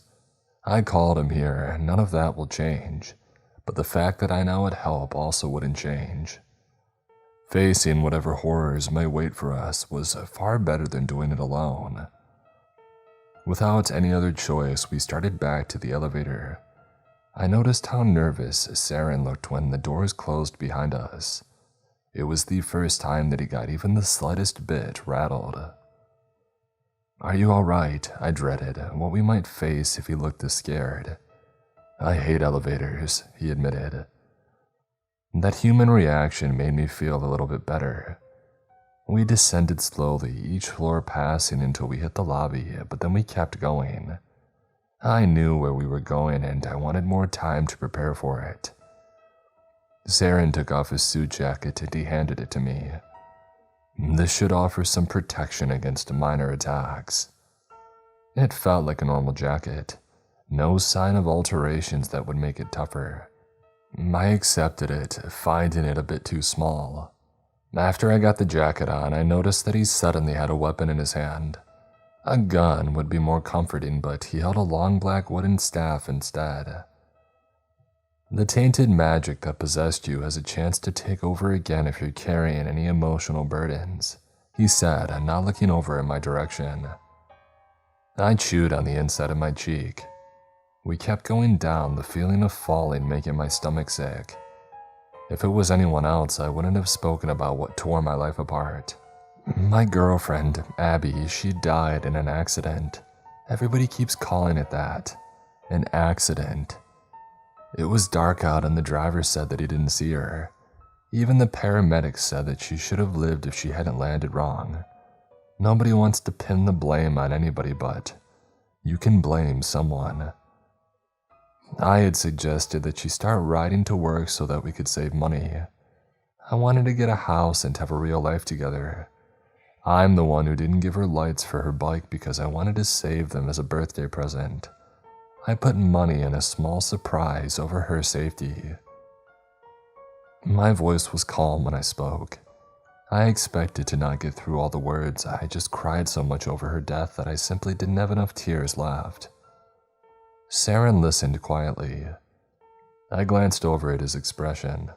The sight told me everything that I needed to know. I mean, he was an agent, right? How many people he knew died because of his work? He fought against the supernatural. Getting out alive wasn't a promise. Do you ever stop blaming yourself? I asked him. No, you just keep living because you still love them even if they're gone. Oddly enough, that comforted me enough to think that I could deal with whatever may happen. Well, that was until the elevator did a sudden drop. Our feet lifted off the ground and I fell over when it finally stopped. Saren recovered quickly to stand in front. He was ready for whatever waited just outside the doors. A ding rang throughout as the doors slowly opened to darkness. I regretted the fact that I didn't have a weapon. My breath caught in my throat when a hand reached into the light. It was caked in dried blood with long claws. Before the creature fully emerged, Saren moved. He forced the creature back with the tip of his black staff, and I shouted after him. I got up on shaking legs to charge into the darkness to help him. I fumbled around blind for a moment. Suddenly lights flickered to life around us. Small floating orbs flared up, giving us enough to see by.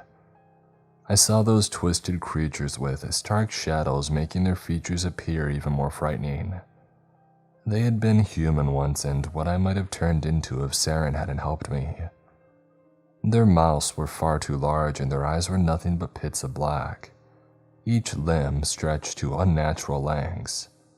One came towards me and I grabbed their thin wrists to toss them aside. Strength that I didn't possess before made easy work of throwing them hard off into the distance. Whatever purification Saren removed the tainted part of the magic, but left behind the power of it. I knew that it wouldn't last forever. I needed to move and act wisely. Saren fought on his own. He moved as if he had done this sort of thing 1,000 times before. It was as if he could sense the creature's movements even before they did. I could only watch him for a few seconds. I needed to focus on saving myself. A set of claws landed on my arm. The suit jacket protected me from damage. I didn't know any kind of martial arts or how to fight properly. It turns out that I didn't need to. One well-placed punch to the face was all that it took. We were both out of breath by the time that we cleared out in front of the elevator. Saren gave me a moment to recover. I didn't want to keep moving, but we didn't have a choice. Shouldn't we fully take care of these things? I asked, sweat starting to sting my eyes. No, there's a slim possibility the tainted magic can be removed from them. However, that will not be the case moving forward. He gripped the black staff in his hand and the pole turned into a long blade. He no longer could afford to leave these creatures alive. We headed deeper into the darkness, the floating balls of light leading the way. I wondered if Saren made them but didn't bring it up. It felt almost invasive to ask if he was human or not. The floor became sticky the longer that we walked. Flashbacks to those horrible nightmares came back. I knew what we would find and I dreaded it. No human should ever be in this place. We stopped a few feet away from the grand stage in my nightmares. Dim red lights hovered above.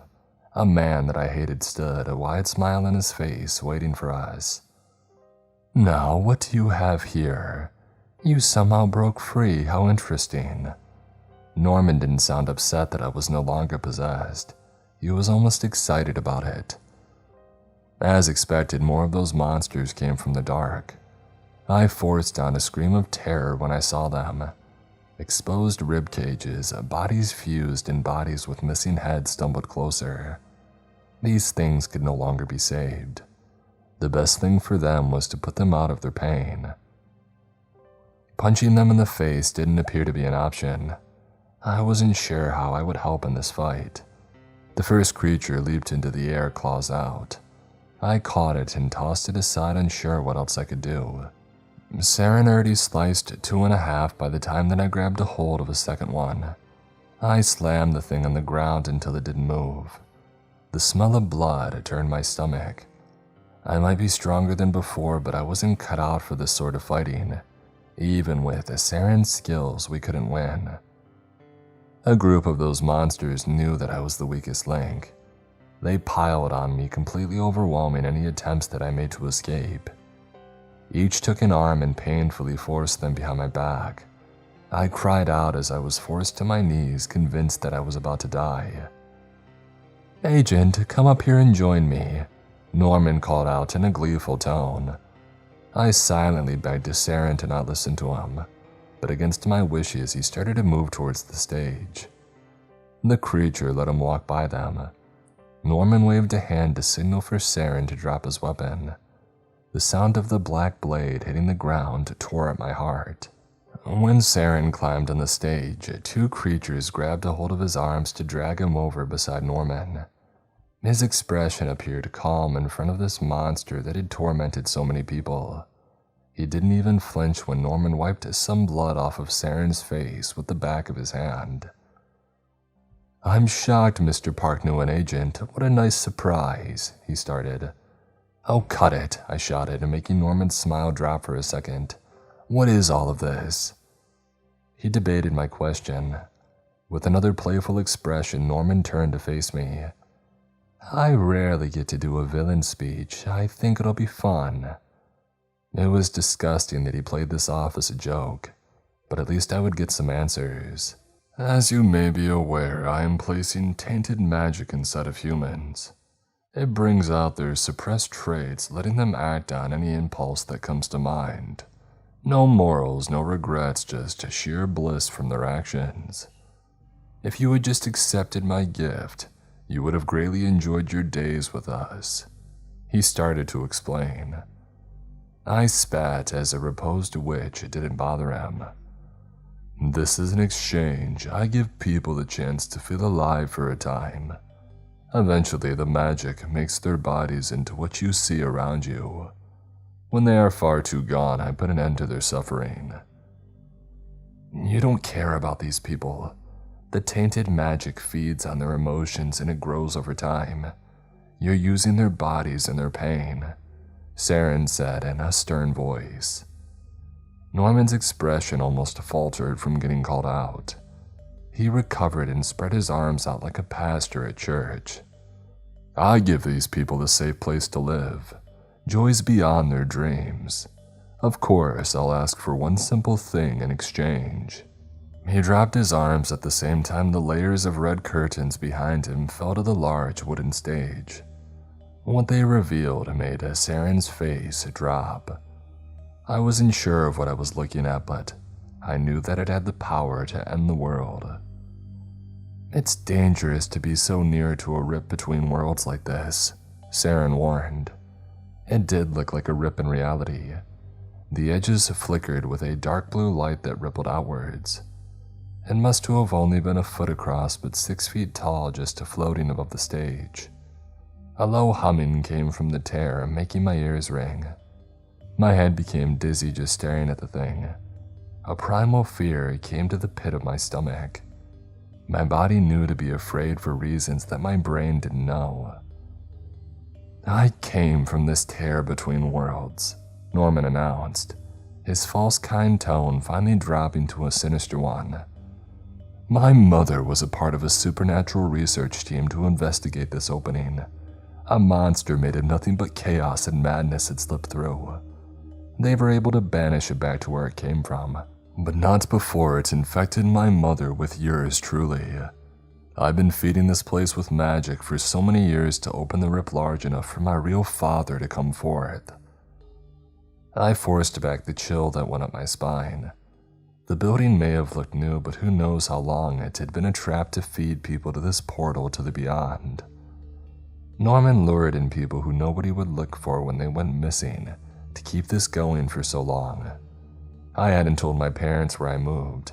I imagine it was the same for everyone else who arrived here hoping for a new start.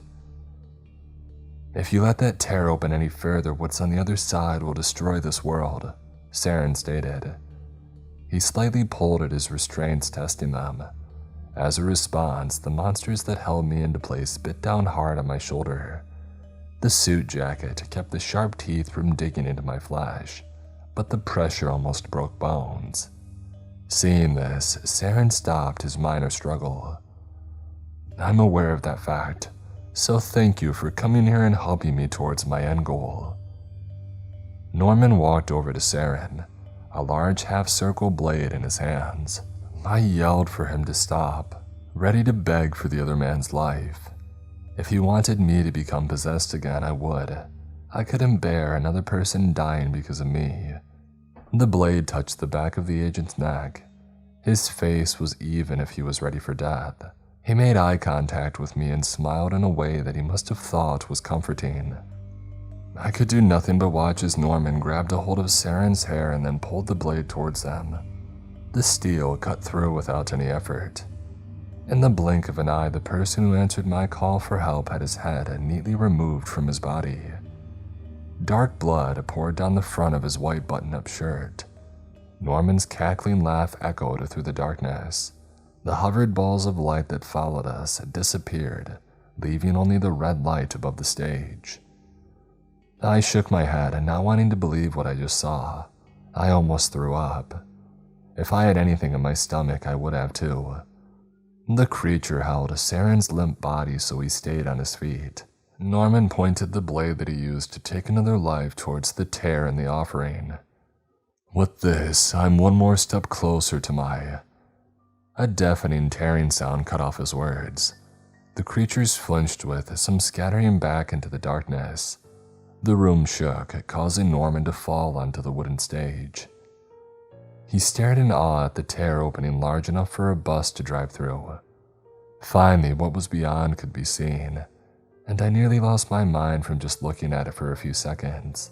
Massive monsters moved beyond the rip between worlds. So many of them twisted into each other in an alien land. No human mind should ever be able to understand what those things were. So many eyes stared outwards, noticing an opening to a planet that they could easily take over. That world was nothing but chaos. Oh, I should have killed the agent sooner. Who knew that had this much magic? Norman shouted beyond ecstatic as he completed his life's goal. When I drew my eyes away, I noticed something else that shouldn't be possible. Saren's body didn't collapse when the other creatures had ran off. When Norman didn't even turn his head to see, the black liquid came spilling out of the neck wound, or Saren's head turning into the same black ooze.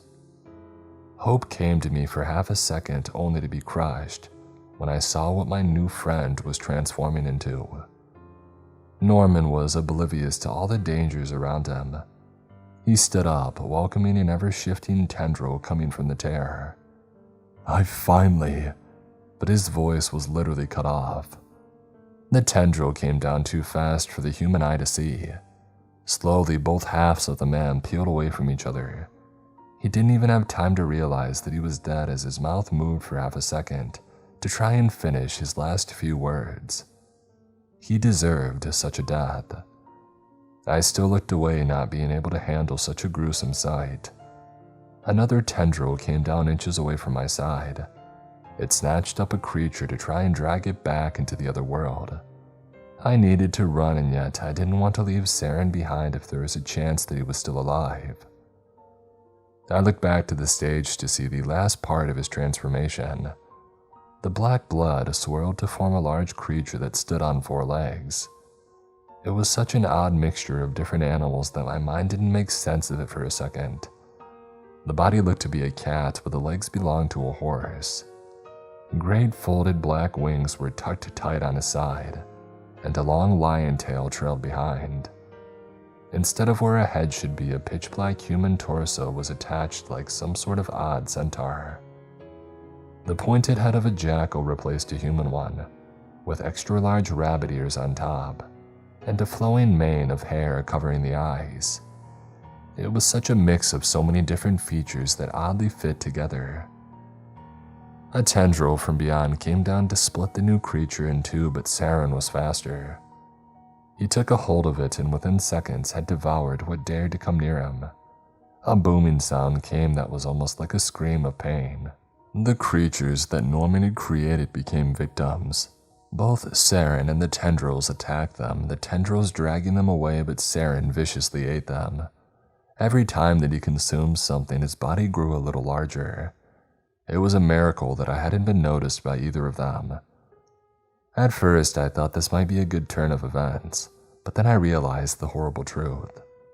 Saren would not stop eating what was beyond that portal, all the while getting larger and more out of control. If he carried on, the entire world would be at risk. I knew that he would never endanger another person, but if he stayed in this monstrous form, he would be as dangerous as the monsters that he fought. I needed to get him out of here. I ran to try to pick up the blade that Saren dropped. The metal burned my hand and forced me to drop it. I went in without a weapon, climbing onto the now damaged wooden stage and charging towards the chaos. The tendrils grabbed a hold of me, and for a second, I thought that I would get crushed to death. Saren noticed the easy meal. His sharp teeth tore apart the thing threatening my life, but not to protect me. He was only focused on eating and nothing more. By the time that I was freed from the leftover tendril's grasp, he had moved closer to the tear. The booming screaming kept going as the monsters on the other side tried to retreat. Other tendrils grabbed the side of the rip to pull it closed without any success. If Saren went through that portal, I would never see him again.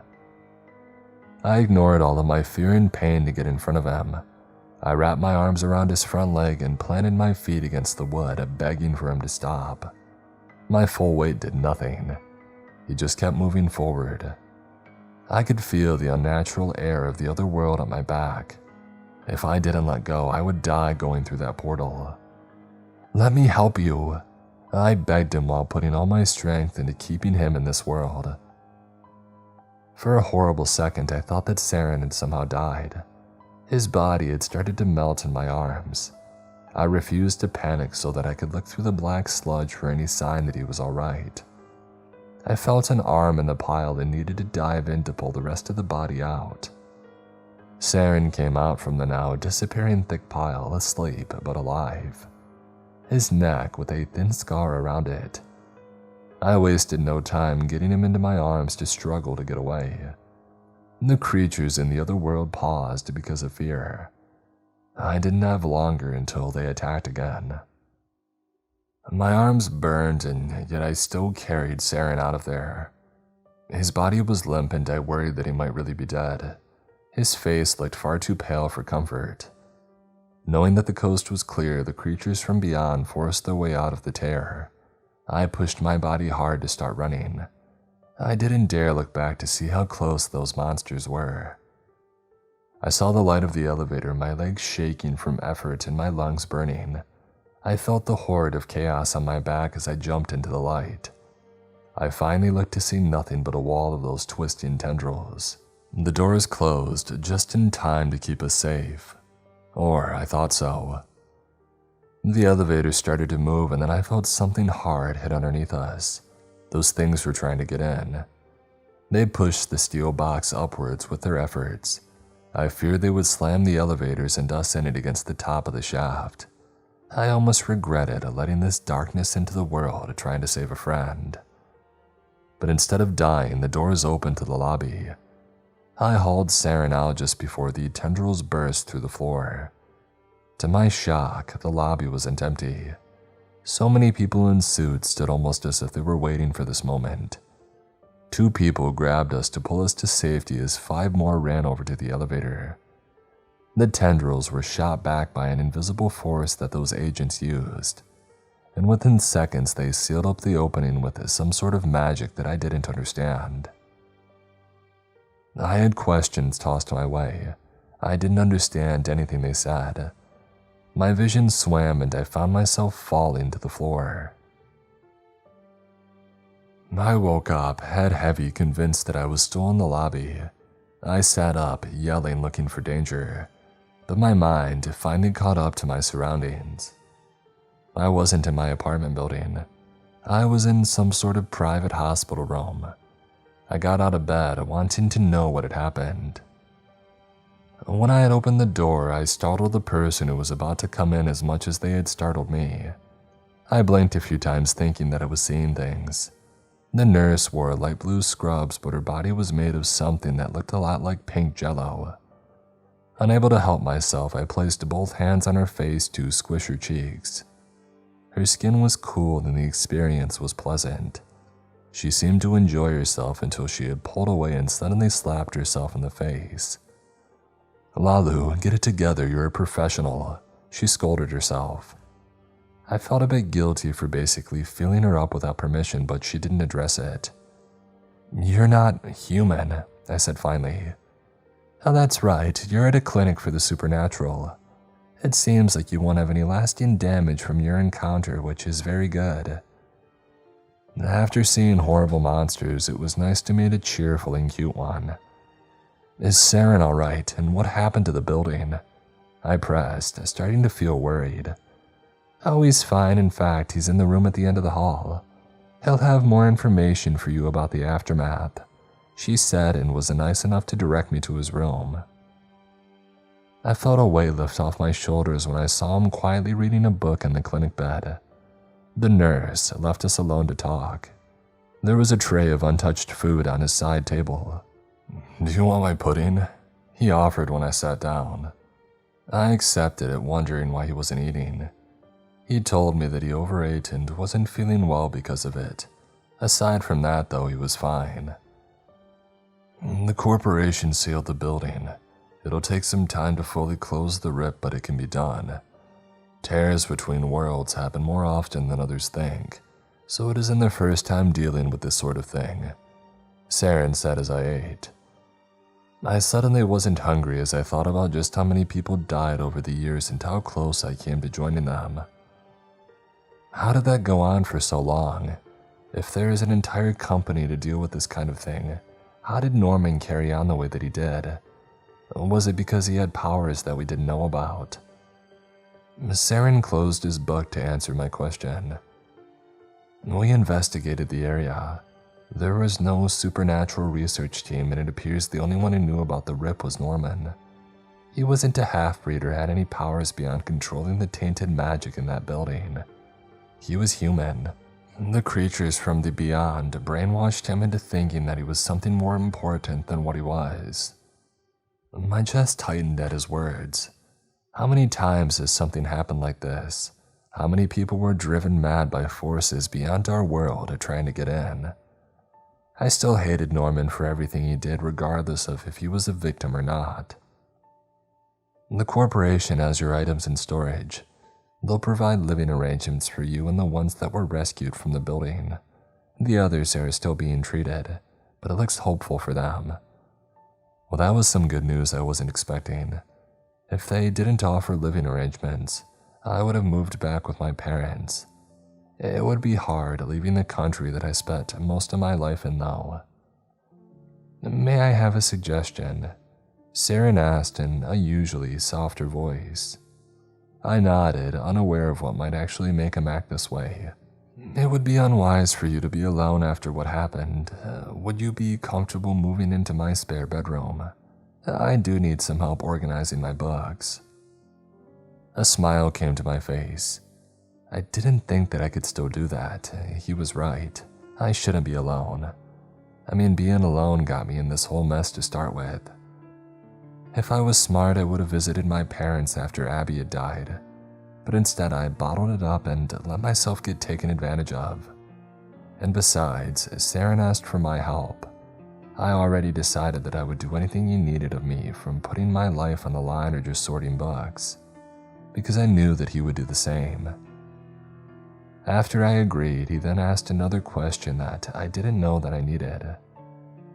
"What was your girlfriend like?"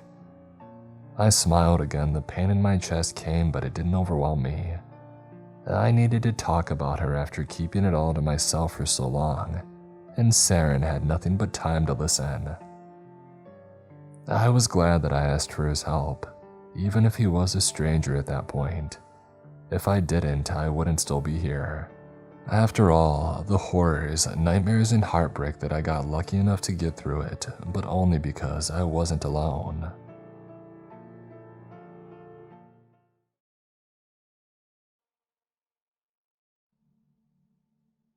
And basically, as the title says, each night at approximately 1 a.m., an old white truck drives laps around my apartment complex's parking lot, blasting a weird warning.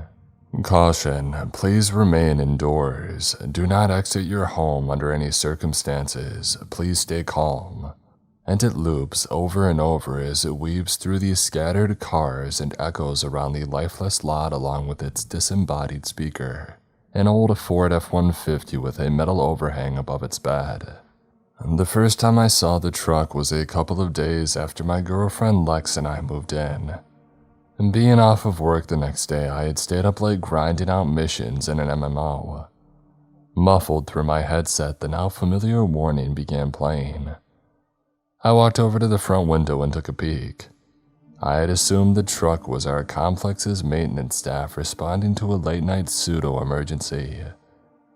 Its windows were empty, black, and tinted to match the void above. It wasn't until the statement looped once more that I realized it was coming from the run-down vehicle. I watched through the window as the truck slowly rolled through the lot, past my building, and began its lap around. My complex is basically set up like a large square, the perimeter of which is made up of various buildings, quadplexes of varying architectural styles and times. The center of the square, its focal point if you will, is the squat reception building, usually staffed with no more than a single employee. It was around this central building that I watched the old white truck crawl over and over, around and around until finally the warning had ceased its loop, and the truck casually turned down the drive and sped away. Alex was asleep during the first sighting, but I was sure to tell her about it the next morning. It was only a week later when she got to experience it for herself. It was a rainy night or morning when we rolled into our sad little slice of life, the car's flickering dashboard proclaiming the time to be just after 1 a.m. I believe it was 1:12 for anybody craving specifics.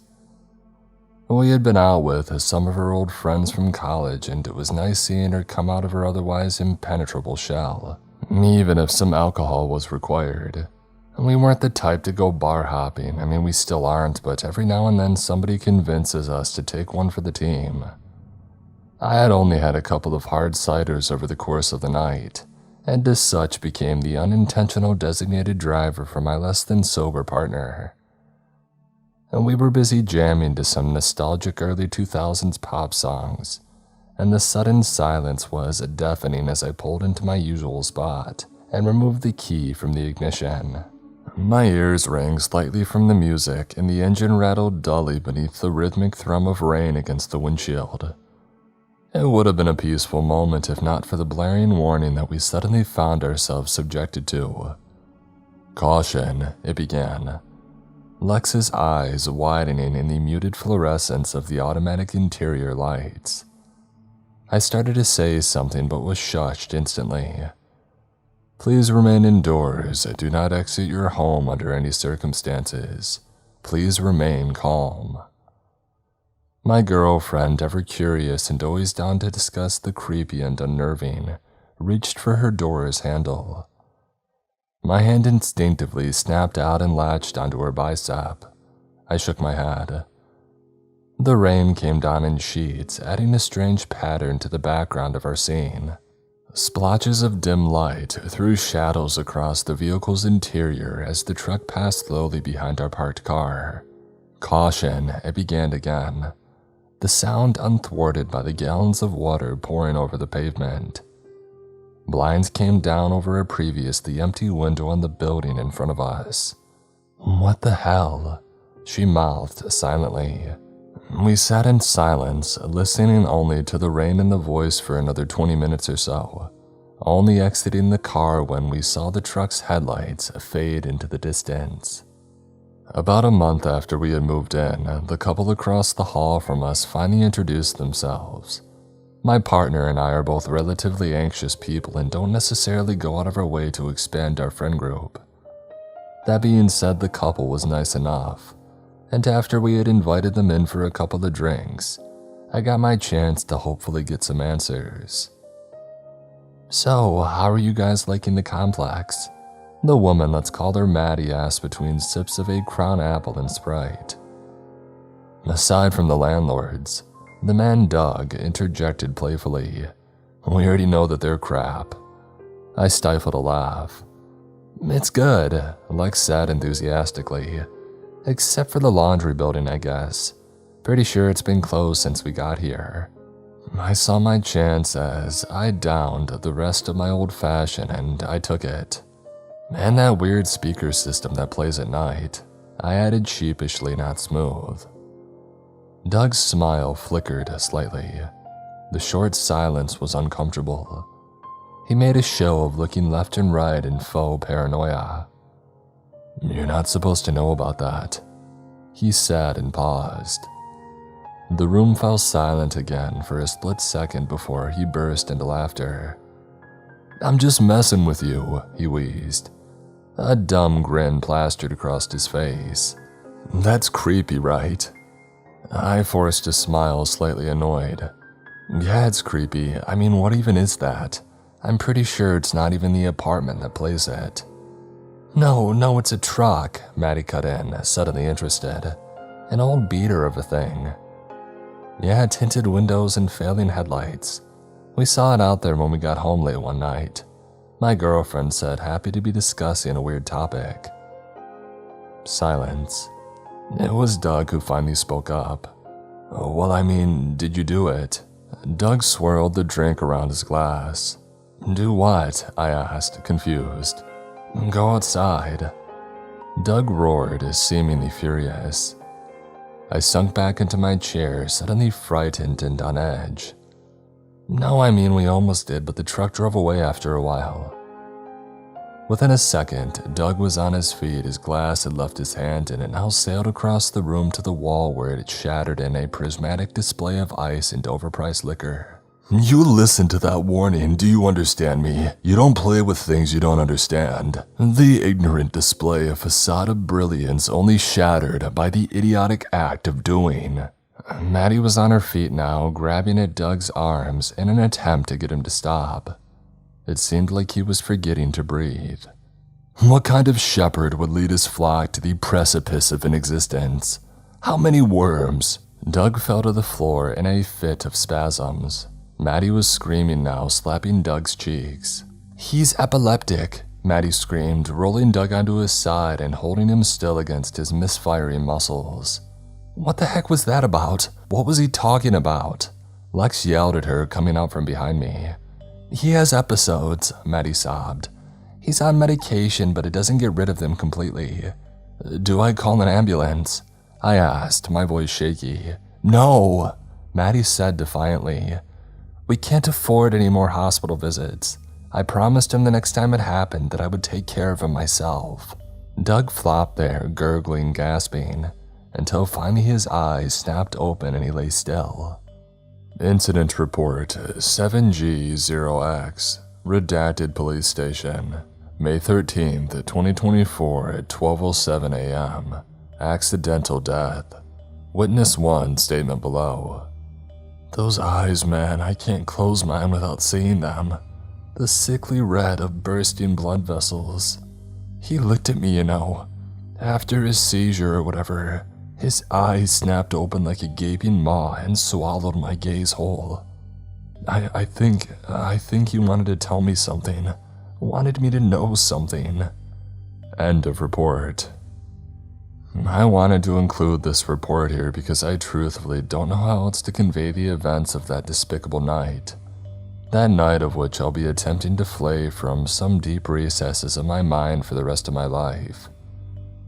We sat in peeling leather chairs for over an hour before the cops sent us home. My mind was a maelstrom, flinging thoughts and empty questions about my brain ruthlessly. They asked Maddie to stay longer, hoping to get some answers when she calmed down. I don't remember the drive home, its contents blurred by the barrage of my brain. I remember turning off the car, grabbing the door's handle and being pulled forcefully back to the present moment. Though it wasn't the mayhem of my mind that forced my attention back to reality, but a familiar, static-filled whine. Caution. I looked at the time on the dashboard, tears welling up in my eyes. 1:24 a.m. Lex began sobbing. Please remain indoors. I declined my seat, climbed into the back, and pulled Lex with me. Do not exit your home under any circumstances. We were both crying now, holding each other tight against the end of the world. Please remain calm. We woke in the early hours of a new day, blind to the exterior movements of life. Numb, we climbed the staircase to our apartment and walked inside, careful to step over the invisible corpse which would forever rot on the floor of our solace.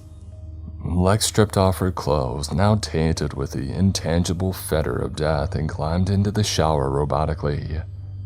I walked straight into the bedroom and sat at my desk and turned on the computer.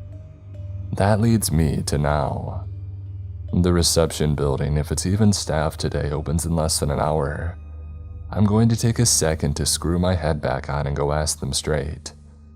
Considering the truck leaves when its broadcast is over, I don't have high hopes for the complex staff knowing anything, but I have to do something. I feel like I'm going mad. I'm sorry it's been a minute for me to push this update out. We've been busy to say the least. First of all, I promised that I would go straight over to the reception building and ask the staff what they knew. I did this, though it was certainly underwhelming. The waiting room was bland, set up like a doctor's office from the 70s. I had to approach a small window set into the wall to the left of the door. I had been here previously when the app that we pay rent through was down and we had to manually hand over a check. Unfortunately, a different person sat behind the pane, unfamiliar. It was an older lady, possibly in her 70s, with thick Coke bottle glasses perched at the end of her nose. A mess of gray hair tried its best to lay flat atop her small head. Everything about her exuded the word librarian. I started to quickly and somewhat brutally explain the situation, but I stopped myself. Whoever this old lady was, she certainly didn't need to face the brunt of my fear-fueled frustration. Giving a fake smile, I asked if any management was in today. Be it my exasperated talking or my crazed all-nighter appearance, she seemed uncomfortable enough to pass me off to somebody else and hurried away. Before long, a surprisingly young man confidently strode up to the window, his face so childlike its accompanying goatee could have been painted on. Do you run this complex? I asked outright, skipping any pleasantries that I might have exchanged normally. Well, yes, sir, he responded, nodding. My dad owns it, but I take care of it on the day-to-day. Do you mind if we speak in your office? I asked, noting a couple of residents walking up the sidewalk to the door. Well, of course, he said, and pressed a button hidden from my view which released a nearby door with a buzz. Saul the manager was your average businessman. From the expensive sport coat to the lapel pins, the guy clearly dressed for the job that he wanted, not the one which currently landed in his lap. He had been managing the area for a couple of years ever since his dad's health had taken a surprising turn. He was nice and professional. I explained everything to that poor man in his plastic pseudo-modern office nestled in that rundown building. His jaw dropped when I explained the truck and its creepy warning, and his mouth stayed open for the remainder of my retelling. I was worried that he would catch one of the fat black flies which dotted the surrounding buildings. "In this truck, you ever catch its license plate?" he asked while opening various drawers, seemingly in search for a pen. "Nah, the only time we've really been close to it, it was pouring down rain." "God," he muttered before apologizing. "Can anyone besides you and your neighbor verify that you've seen the truck?" "Probably," I half-assed, upset with myself for not being more social. "My girlfriend and I aren't the most outgoing people. We haven't really talked to anybody else. It's just strange that nobody's complained about this before. I wish I knew when it started." "I've been here since we moved in," I said with a shrug. "I'll tell you what, let me ask my dad about it, ask some staff, and I'll get back to you. Heck, I'll confront the guy myself one of these nights if I catch him in the act." On my way out the door, I had a minor epiphany and asked him about security cameras. He sheepishly explained that they do have one aimed at the door to reception. It hardly sees any of the parking lot, let alone the vehicles that driver park there. He told me that he would go through what he could anyways, and with that, I left. I walked back across the lot to my building and, noting the empty space where Maddie's car usually was, went back inside. Lex and I spent the rest of the day watching torrented TV shows and stress-eating whatever snacks we had in the house. And then we couldn't sleep, and so we binged shows all night, switching to simple YouTube videos once we finished an entire season. Early into the morning, we strained our eyes under the dim glow of synthetic scenes until finally our ruined bodies passed out from exhaustion. We slept the entire day and into that evening. I had originally wanted to post an update after speaking with the staff, but after my lackluster confrontation and eventful night, I didn't have the energy or substance to make one. We might have slept through the night, or at least well into it, had it not been for the explosive knock at the door. It ripped me from the false sense of security which my dreams had so thoughtfully provided me. I shook off the blanket that covered us and shambled out of the room, my mouth desert dry. Stumbling up to the door, I took a breath and swung it open. Maddie was standing there, hair a wild nest and eyes a startling puffy red. I stood there stunned for a second before she motioned inside, and I quickly welcomed her in. I started a pot of coffee as she waited on the couch. The door to the bedroom creaked open as Lex stepped out into the hallway, making worried eye contact before striding into the living room. One or both of them started crying. I hovered at the border between the kitchen and living room, not wanting to join the massive hug taking place, but now wanting to seem distant. After a short time, Maddie sniffled and started explaining. It was a long conversation, frequently interspersed with cries and sobs, so I'll spare you the verbatim transcription. Doug had been epileptic since he was a kid, and she had personally seen him through 5 or 6 seizures. They were scary, sure, but there had never been anything life-threatening. Maddie and Doug had lived here for 3 years, their first place together after dating off and on for a year. A couple of months ago, Doug had lost his job at a nearby construction company due to a surprise drug test in a joint. Around that time, he started living online, as Maddie put it. Frequenting niche forum sites and 4chan conspiracy boards, he began getting interested in the stranger side of things, the weird and unexplained. It was also around this time that he started getting interested in the warning. He would count over how many times the truck drove around the lot, how many times it looped the message, would chart out the numbers over time. He had convinced himself that there was a deeper message there, that he had something physical to hyperfixate on. It was no longer other people's stories but his own, and he was determined to make his have an ending. Apparently, this kind of behavior was typical for Doug. He found new interests and hobbies as easily as a pig finds crap. Something about this one, though, it was just different. While Doug was always happy to learn new skills and information, this was the first time that Maddie had seen him wholly determined to make that information appear. He craved it. She sent both Lex and I a small album of photos on Snapchat, explained that he had taken them the week prior. I tried to play it cool, act like their contents didn't make my heart stop dead in its thrumming steps. The pictures sprawled out like a slideshow across my screen. They showed the truck up close. He had been outside. As I swiped through the images, the truck got farther and farther away. Each image clear, taken with his new Android phone, the license plate perfectly readable. It said simply, Uriel.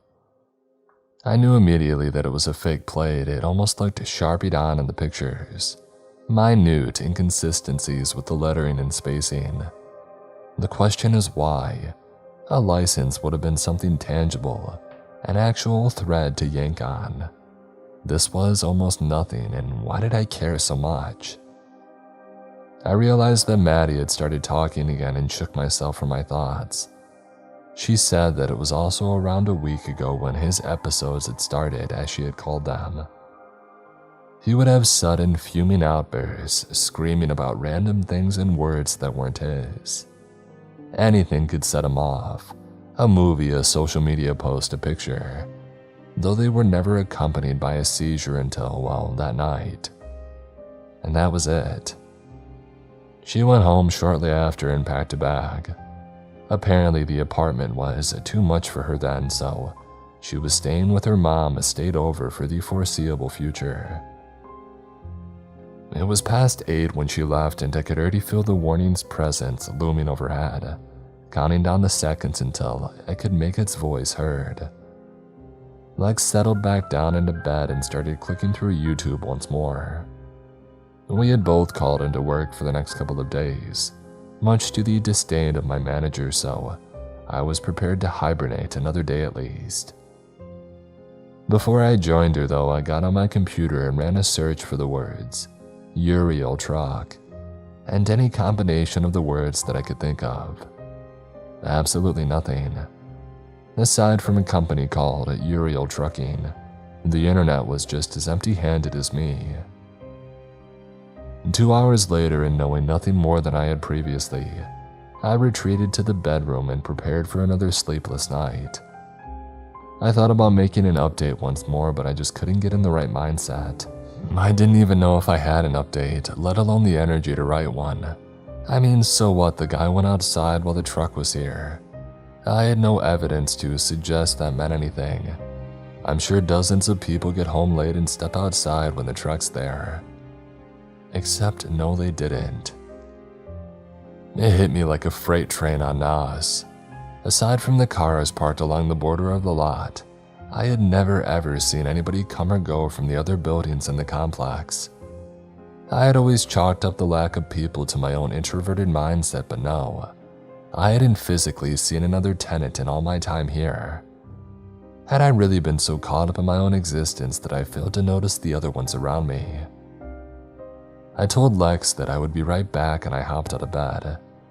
Checking the time, I ran outside, hopped in my car, and headed to the gas station. $12 later, I was driving home with a bag of coffee and Monster. I finally had something to do. I dragged my comfiest chair over to the front window that overlooked the lot. This put me in the living room, which we had been trying to avoid, but I had to know. Before long, Lex had joined me, and I cautiously explained my theory. Her eyes went wide. "Oh my God, you're right," she exclaimed begrudgingly. "What's wrong with us? How do we miss something like that?" "Hey, nothing's wrong with us," I hugged her tight. "We're just busy." She gave a half laugh. The truth was, we really weren't that busy, just swept away by the never-ceasing currents of life. tossed around like a boat braving its whims. 2 days I sat there, and 2 days I watched life, or a lack thereof, swirl by through a dirty window. 2 days I watched empty cars sit stagnant against the backdrop of empty buildings. 2 days it took me to finally agree with Lex. I was right. Now I sit here 5 days after my original post, in my home which ekes ever closer to liminality. My thoughts are disjointed and messy. There are too many threads to pull, too many questions unanswered. I'm writing this now not because I have anything concrete to report, not to gain clicks on an update that asks more questions than it answers, but because my phone rang a couple of minutes ago. Saul wants to talk. I don't even know where to begin. The events over the past few days have been enough to send my mind reeling. I guess I'll begin by addressing the first update. Some of you might have noticed that it got removed after sitting on the front page of the sub for a couple of days. Well, this was strange to me. When I clicked on the post to check a new comment, I was suddenly met with an error. Sorry, this post has been removed by the moderators. I couldn't figure out for the life of me why moderators would remove a post that had been on the front page for multiple days. It didn't make any logical sense. And so I asked them. I sent a message through mod mail and asked them outright. No, they didn't. Mod mail is anonymous, so I couldn't see who I was talking with. But they informed me that they asked the rest of the team and nobody could figure out who or even how it had been removed. They tried to reinstate it to no avail. The post was dead. I tried to post it to my own account, but an error message again. Frustrated, I installed some free VPN and tried again, and it stayed. My world vibrated, hummed with nervous energy. Was my IP blocked, infected? I don't know enough about internet security to make sense of what specifically this meant, but it scared the crap out of me. If nothing else, it confirmed that I was onto something and that someone wanted me to shut up. And I had my suspicions as to who. Before I get to my meeting with Saul, though, I want to address a couple of comments. Someone suggested that I put some fishing line across the bottom of my building's door to see if it wasn't broken in the morning. It wasn't. Just to verify my dead complex theory, I repeated this on both the building to our left and right. All of the strings remain intact to this day. I made a habit of checking. A couple of you suggested that I post the photos that Maddie sent us, and one of you even suggested that I record a video of it passing by my apartment. Well, I'll do both. I know they're zoomed in and blurry, but they're what I was given. As for the video, I stayed awake until the truck came around again the day my post got removed, and I recorded the following. It's muffled since I was obviously inside, but you can hear the warning fairly clearly. I hope anybody hungry for evidence is now satiated. The morning after filming this video was my meeting with Saul. A dense fog hung low from the previous night's rain, making it hard to see the reception building clearly. It crawled, almost living along the cracked pavement as my feet tapped against the sea of tar. Fog had become commonplace around here, the weather always switching and never content. Cold and warm fronts met overhead like invisible plumes of dust, scattering their particles about in a thick sheet of white. A single car peeked through the cloud, presumably Saul's. The door opened with an electrical ding as I stepped back into 1970. No employee sat behind the sliding glass pane, though the door to the offices was propped open with a bucket of paint. New wooden boards were stacked to one side, apparently awaiting renovation. A static-riddled radio show played from an unseen speaker somewhere in the back. "Saul," I called out, eviscerating the curtain of calm which hung above the outdated decor. I canted my head and listened for a response. Silence.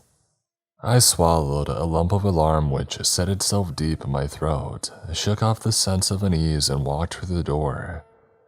I made my way across flat gray carpet and faded eggshell walls, noticeably empty of the paintings and decorations which dotted them just a few days prior. Boxes filled the open offices and furniture sat stacked and organized in various corners. Was the place getting a complete makeover? I turned down the final stretch of hallway and stopped in front of Saul's office. Pausing for a half instant, I walked inside. The amount of time that I stood there is unknown. It could have been hours. My body was frozen stiff. My eyes darted around rapidly, scanning, attempting to comprehend the scene. He swayed slightly, his suit flapping in the breeze of a small fan. The rope connected to a light fixture was taut. It creaked with each hardly perceptible swing. His desk was laying forward, the contents of its drawers strewn wildly about the floor. A heavy fecal scent burrowed its way into my nostrils as I noticed a slow drip from his shoes. I retched everywhere. Through my fingers, which tried in worthless desperation to contain the explosion. Black splotches clouded my vision. My face went numb and I remembered turning to leave. In an instant, I was on my back, face to face with a nondescript figure who looked over me. A ring of lights above bore into my eyes, casting the figure in an eerie shadow. A smile full of teeth stretched across its otherwise indecipherable face. "That's it," the figure hissed. "You're okay." I was in a room no bigger than a closet. Strange tools and instruments covered the walls. The whole place vibrated slightly with an underlying rumble whine.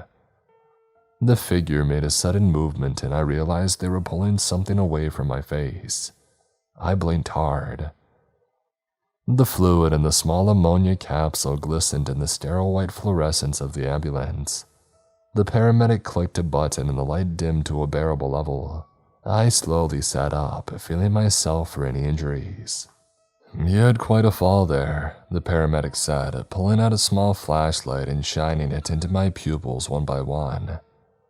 Any dizziness, cloudiness, blurry vision. I shook my head and had to grab the stretcher's railing as the world pulled itself out from under me. "Well, that's a yes," she stated calmly, now sliding the light into her pocket. "We're taking you to Sunrise, a mild concussion. Is there anyone you would like to call? I live here, can you just go get my girlfriend? Can she ride with me?" "Sorry, no passengers," she said and banged the back wall twice. The ambulance started with a jolt. "Box is too small."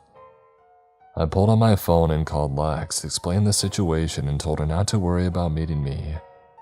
She had gone back to work the day previously and her boss wasn't the forgiving type. I stressed that I was fine, just a minor concussion, and after shooting down a couple of attempts at leaving early, I hung up the phone. The paramedic broke the short silence. "You know him?" she asked rather coldly. I nodded and said simply, "Landlord."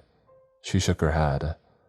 "Such a selfish thing to do, especially when you leave it for somebody else to find." I looked down at my feet, not wanting to discuss the ethics of suicide. I was supposed to meet with him, talk about an issue with the complex. "Hopefully it wasn't too big of an issue," she said awkwardly. I shook my head. "Just apartment stuff." Lex stayed the night in the hospital with me after she got off work, and after the doctors verified that I probably wouldn't randomly die, they let me go home in the morning. We went over the details of the previous day for the 10th time on the drive home. Lex was incredibly curious about what went down. "You said everything was packed up and there was paint and stuff, right?" She started and I nodded and she continued. "Okay, so say I own an office building that hasn't been updated in decades." "Okay, you own an office building that hasn't been updated in decades." She fake laughed and continued once more. Business isn't good, but I spend what little money I have on the resources to spruce up the building. I plan on painting, repairing various floorboards, decluttering, and so on. I saw where she was going with this. One too many true crime podcasts. You plan out all these things, you buy the resources to do it, and then you kill yourself before you even start. It doesn't make any sense, she said enthusiastically. I mulled this over as we wandered our way through town past banks and fast food chains, schools and houses. I remembered the packed boxes in the office, the sheer number of them. Okay, and what if they're not trying to redo everything? What if they're leaving, bailing on the whole thing? Throw up some new paint, patch a couple of holes, and it's good to go for the next owner. I asked as we pulled into the complex. As if understanding the question, the complex itself answered.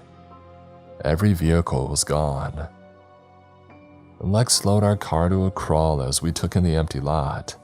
It felt like a wasteland, an abandoned project awaiting a bulldozer. We made a loop around in awe. Not a single parking space was in use. Okay, so you're abandoning your business. Lex started as we pulled into our regular spot, not feeling exposed and unsafe. You start packing, you start getting ready for the place to be sold. You even arrange for your creepy psycho car collection to be picked up. But you kill yourself before any of it's done. I shook my head, nothing made any sense. I started to suggest calling the police, but then it hit me just how perfect all of this looked from the outside. A lonesome guy, hardly any employees, struggling so hard to run a successful business that he rented or bought vehicles to make the place look busy. Finally gave in and ended it all after buying the stuff needed for the next owner to fix the place up. It was quite literally the perfect suicide. Open and shut before the pages could be read. We didn't sleep at home that night, and we needed some time away to get our heads right. We paid for a hotel room for the week and spent the rest of the day moving over our necessities. I called a U-Haul garage and reserved a truck for 2 weeks out. We were moving for good, and we were done. Yesterday, I drove back to the complex to sever our lease. I didn't even know if anybody would be there. I didn't even know if the employees had a job anymore. Didn't even know if there were any real employees. To my surprise, a vehicle was parked in front of the office, one that I hadn't seen before. The silver convertible Corvette threw rays of sunlight in every direction, splashing strange geometries and patterns across the asphalt and brick. I pulled in beside it, readying myself for confrontation. The sun beat down on my head with the ferocity of a solar flare. It felt as though the soles of my shoes might melt themselves to the ground. I squinted my eyes against the glare of the glass door and pushed my way inside once more.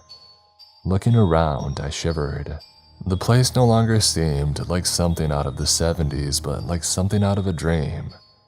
Empty, unfurnished, a slight feeling that the rooms and hallways stretched on forever in labyrinthine silence beyond the yellowed wallpaper.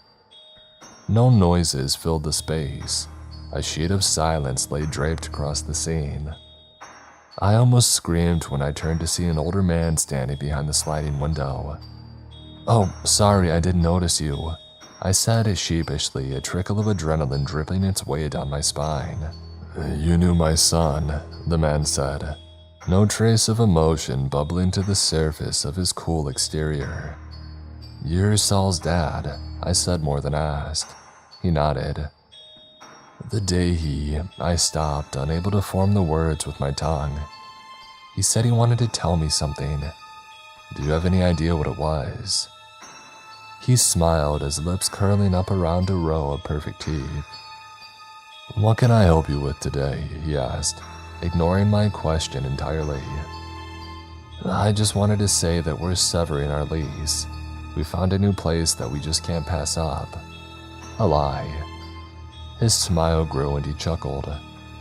"You're leaving," he stated, smile growing so wide that it could have split his face.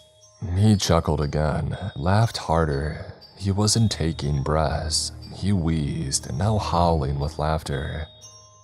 His face contorted, twisted into a despicable emotion which humans can't feel. The lamb retreats to the far side of the pasture. The laughing inched ever closer to a scream, as though the shepherd might not see that side. Ignorance, the mere assumption, burst blasphemy that bubbles in the broken recesses of your mind. His voice was a gasp now, a scratch, sandpaper on metal. May the worms burrow into the soft, putrid tissue that constitutes the mistake that is you. I backed out of the building, hands held up. When I was back through the door, I sprinted to my car. And we shall fall to our knees in the presence of his light, and He continued screaming as I peeled out of the lot. Continued screaming in my head even as I sped through the city, putting miles of road between myself and whatever the heck that was. I couldn't handle this anymore. I would never look back. I would hire movers if it meant that I never had to go back to that enigma made of brick and tar. I got home to find Lex waiting for me, and I told her what had happened and fell into bed feeling like a corpse.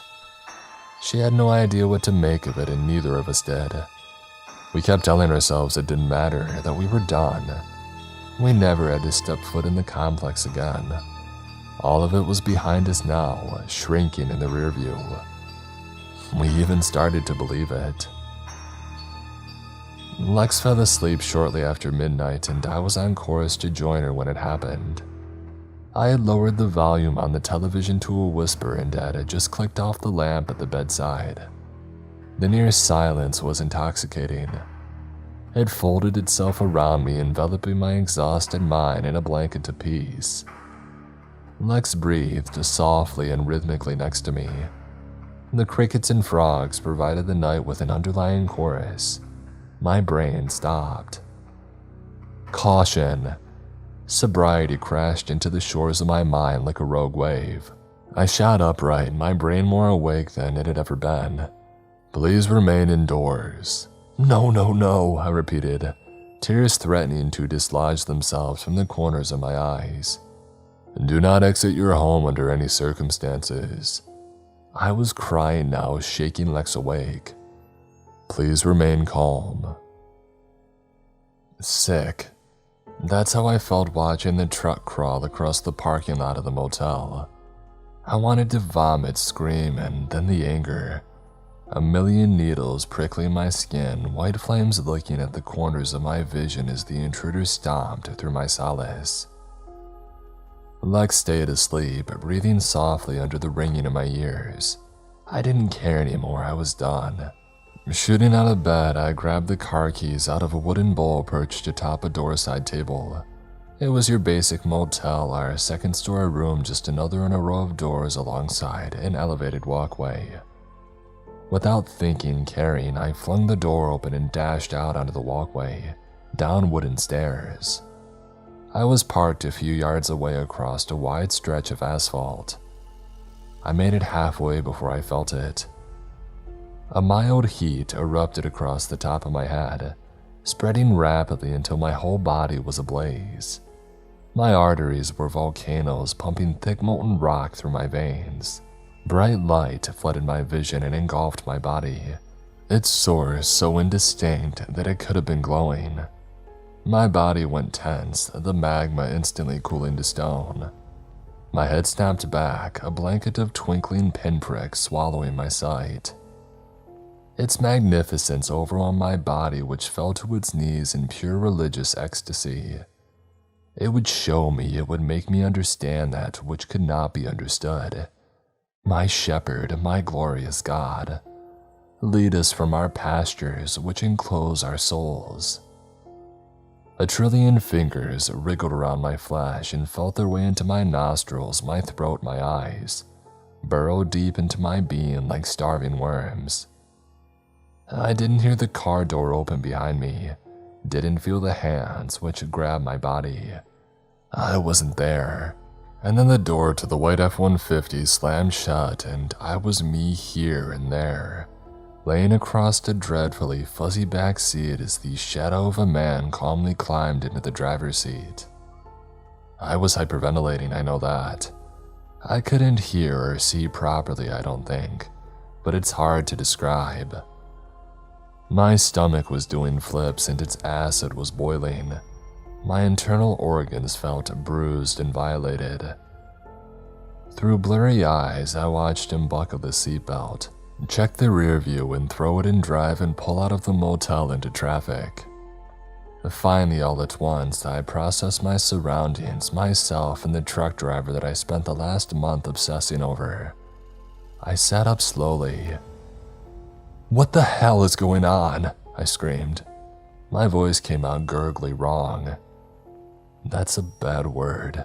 The man responded and made a clicking sound. "That's bad." He clicked again, his head twitching silently with each one. "We use good words."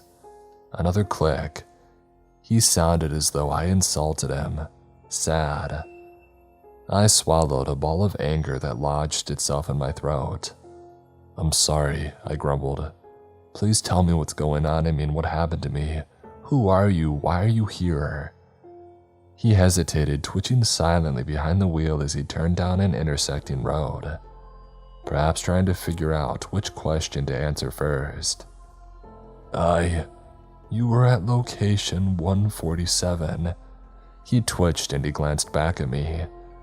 "That's its third stop now. You're its third stop now." He smiled huge. "I know where it stops. I follow its path. It's not good, but I'm good.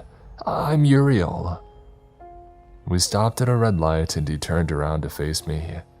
His smile was genuine and endearing. "It learns as it teaches," he said strongly, as if that would make everything add up. The light turned green. "I just stop it from teaching." He turned back around and took off from the light smoothly. "Where are you taking me?" I asked, calming down to match his energy. He laughed. "It taught you." He said if this was an obvious thing. "Or it started to. Either way, you need to forget." "I don't know what that means," I retorted, trying my best not to get annoyed. He sighed deeply. "The seed is planted. We have to stop it from growing." My blood ran cold. Everything felt ethereal and dreamlike. I kept expecting to wake up. I tried to call Lex 3 times as Uriel wove through traffic, down side roads and past bars, still writhing with patrons, though all calls went unanswered. She was a hard sleeper, and so I just left her a text saying to call when she woke up. Maybe it was for the best that I didn't talk to her. What even was there to say? Nothing made sense yet. We eventually pulled into a downtrodden trailer park, its gravel roads and driveways rife with weeds which swayed in the gentle night's breeze, dancing under the yellow lights from the sporadically placed street lamps. We drove past dozens of mobile homes, each one a near exact replica of the last, until finally we pulled into the only unique one around. A handful of satellite dishes and antennas protruded from the trailer's flat roof. A river of cables cascading down the side, disappearing into an open window. The trailer itself had been painted a matte jet black, separating itself from the whites and browns of every other one. Uriel, as if reading my mind, said, "EMF paint keeps the signals out." He opened the driver door and stepped out, motioning for me to follow. I obliged. Up a short staircase we went, the porch piled high with boxes and trash bags. I tried to wait patiently as he unlocked the door, suddenly feeling very exposed outside. I followed him inside and immediately wanted to leave. It was a hoarder's paradise. Various tubs and boxes lined the wall across from the entrance, a recliner off to the side piled high with dirty clothes and blankets. The floor had a layer of trash and mouse droppings draped across it like a blanket. A doorway to the left led to an equally cluttered kitchen, the stove and countertops invisible beneath an avalanche of dishes and takeout containers. To the right was a moderately clean bedroom and office, which he quickly walked over to. The entire far wall was a desk, seemingly 2 large L desks in each corner with a regular one connecting them. At least a dozen monitors ranging in age covered every inch, each with their own keyboard and mouse. I counted 8 computers in total, some with 2 monitors, some with 1. Each screen displayed a different reading: graphs, maps, live satellite feeds, scrolling numbers straight out of the Matrix. This was utter insanity. Uriel walked over to the monitor on the left and waved me over, clicking. He was looking at a map, a satellite feed, and pointed specifically to a spot in the middle. "Motel," he said simply and nodded to himself. He then reached over and tapped another nearby screen. This one was full of numbers. 0s, 1s, and 2s covered the screen. He once again pointed to the screen's middle, where I immediately noticed a difference. Seemingly random numbers formed a small circle in the center of the sea of numbers. "Shepherd," he said and clicked. I watched in awe as these circles slowly moved downwards, each number below taken into a letter as it slid. Turning back to the satellite, the screen appeared unchanged still. Uriel laughed. "I can see you," he said, waving at the letters. "And so you just follow the anomaly every night?" I asked, taking a bite of SpaghettiOs from the can. Uriel nodded excitedly. Shortly after arriving, an intense hunger had taken over, unrelenting. Uriel seemed unconcerned and simply took me to his kitchen, where he opened a cabinet to reveal SpaghettiOs. Just SpaghettiOs. At least 100 cans lined each shelf of the cupboard, and I didn't dare look in the other ones. I accepted it graciously and wolfed on a can before throwing another on the stove. I had taken the opportunity while eating to ask Uriel more questions.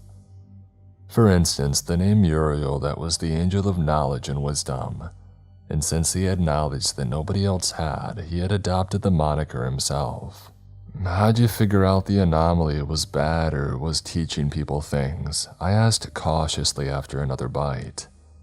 "When I found it," he started, twitching slightly, "I saw that it had a pattern. It stayed still for a long time before moving. So I just went to where the computer said it was."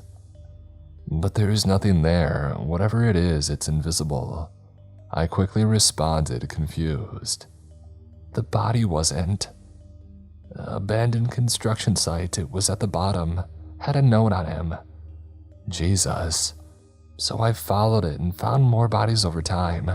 A pattern. I had to warn people. I shook my head. I felt insane. Stuff like this didn't happen and it wasn't real. On top of everything, I still had no explanation for my apartment complex, the fake tenants, the manager, the owner. Uriel continued. "Most places are empty, low traffic, but I play the warning anyways. My job now." "Your apartment was different. The 147th location. It was abandoned, empty." He clapped his hands. "Tons of cars, looks like everybody lives there." He leaned in close to me. "But I watch while I play the warning. No one lives there." I waited, knowing what he would say next. "Like they wanted to make it look normal, fine, get actual people to move in.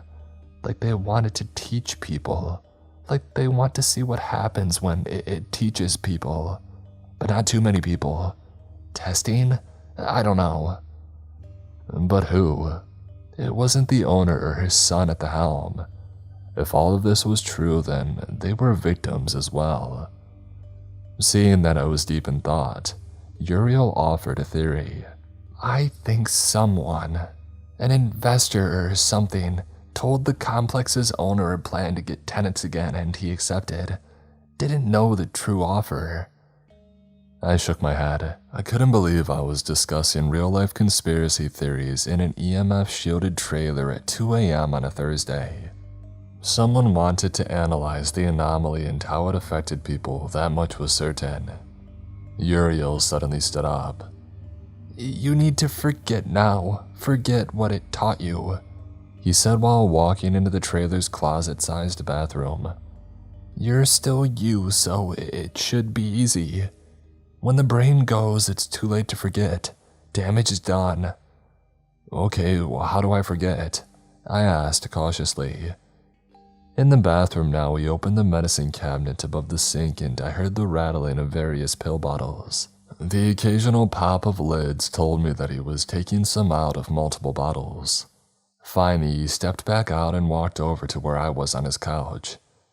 "Take these." That's it?" I asked, stunned. "What is it?" "A combination of things. They should work." He smiled and held out his hand to give them to me.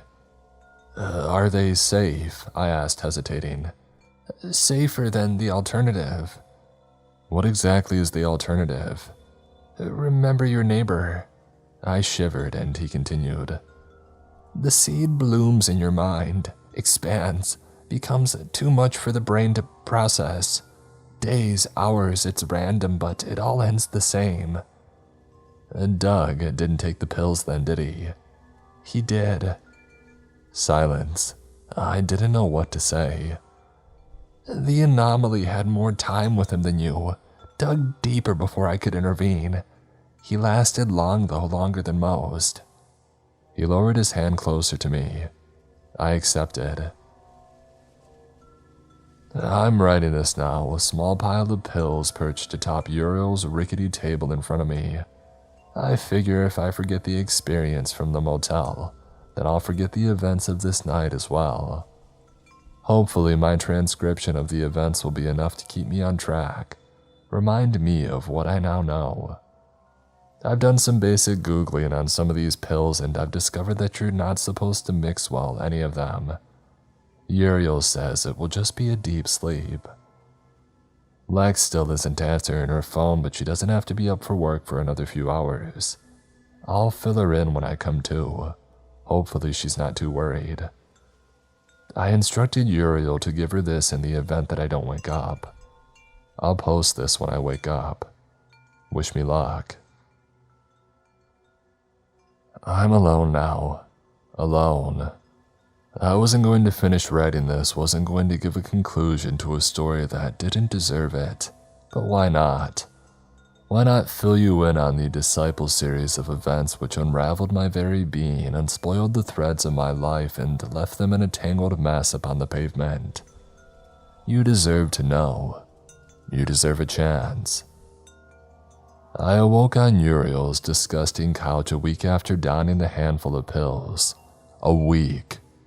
He said something about an overdose, a coma, but I wasn't listening. My brain was focused on the screen of my phone. The 13 missed calls from Lex, the 27 text messages. I tried to call her, and after that, I tried texting too, but they went unanswered. Over and over I pressed call, and over it rang. I ripped the homemade IV out of my arm and jumped to my feet. Too fast. I hit the floor hard at the clutter of trash and papers, not doing much to break my fall. My vision strobed in flashes of white and black. Before even recovering, I climbed to my feet and pushed the front door open.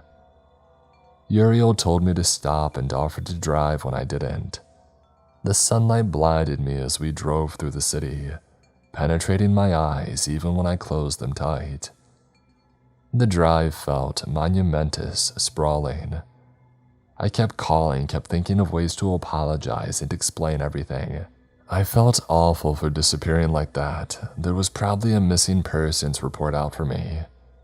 Uriel nervously explained that he couldn't unlock my phone to contact anyone, and that he had no idea who to contact if he forced his way in. He was focused on keeping me breathing anyways. We finally pulled into the motel and I sighed with relief when I saw the car was still there. Then I realized that I had the key and that she had no way to move it even if she left. Having no other choice, I walked up the stairs to our room and knocked. No answer. I checked the time. She should be off work. I desperately opened my wallet and almost cried with relief when I spotted a motel key card peeking out from behind my debit.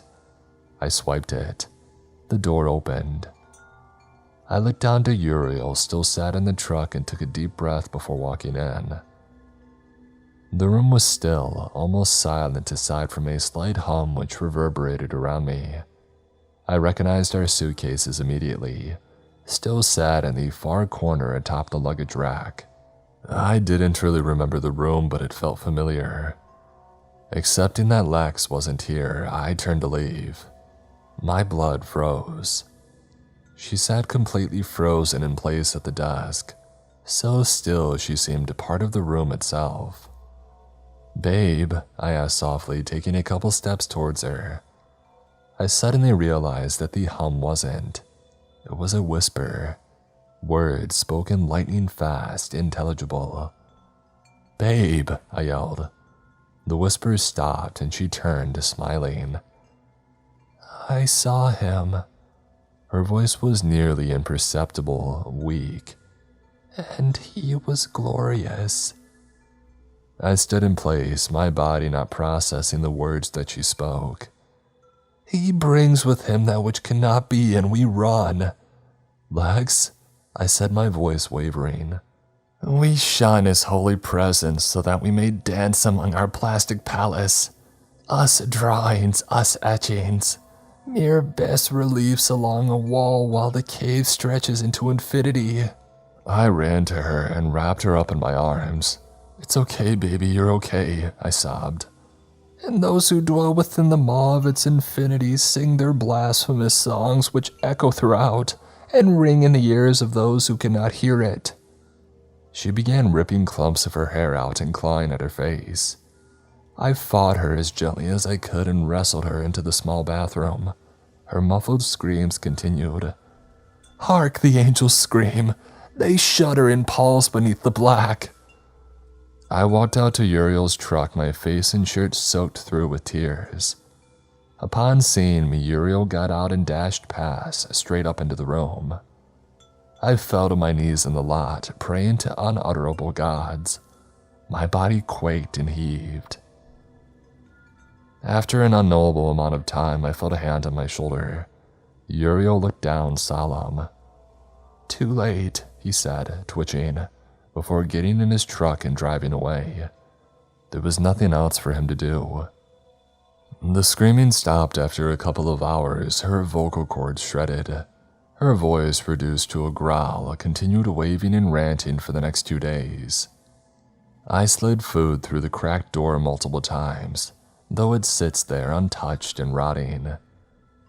And then the growl stopped, and then the smell started. I haven't opened the door again, and I won't.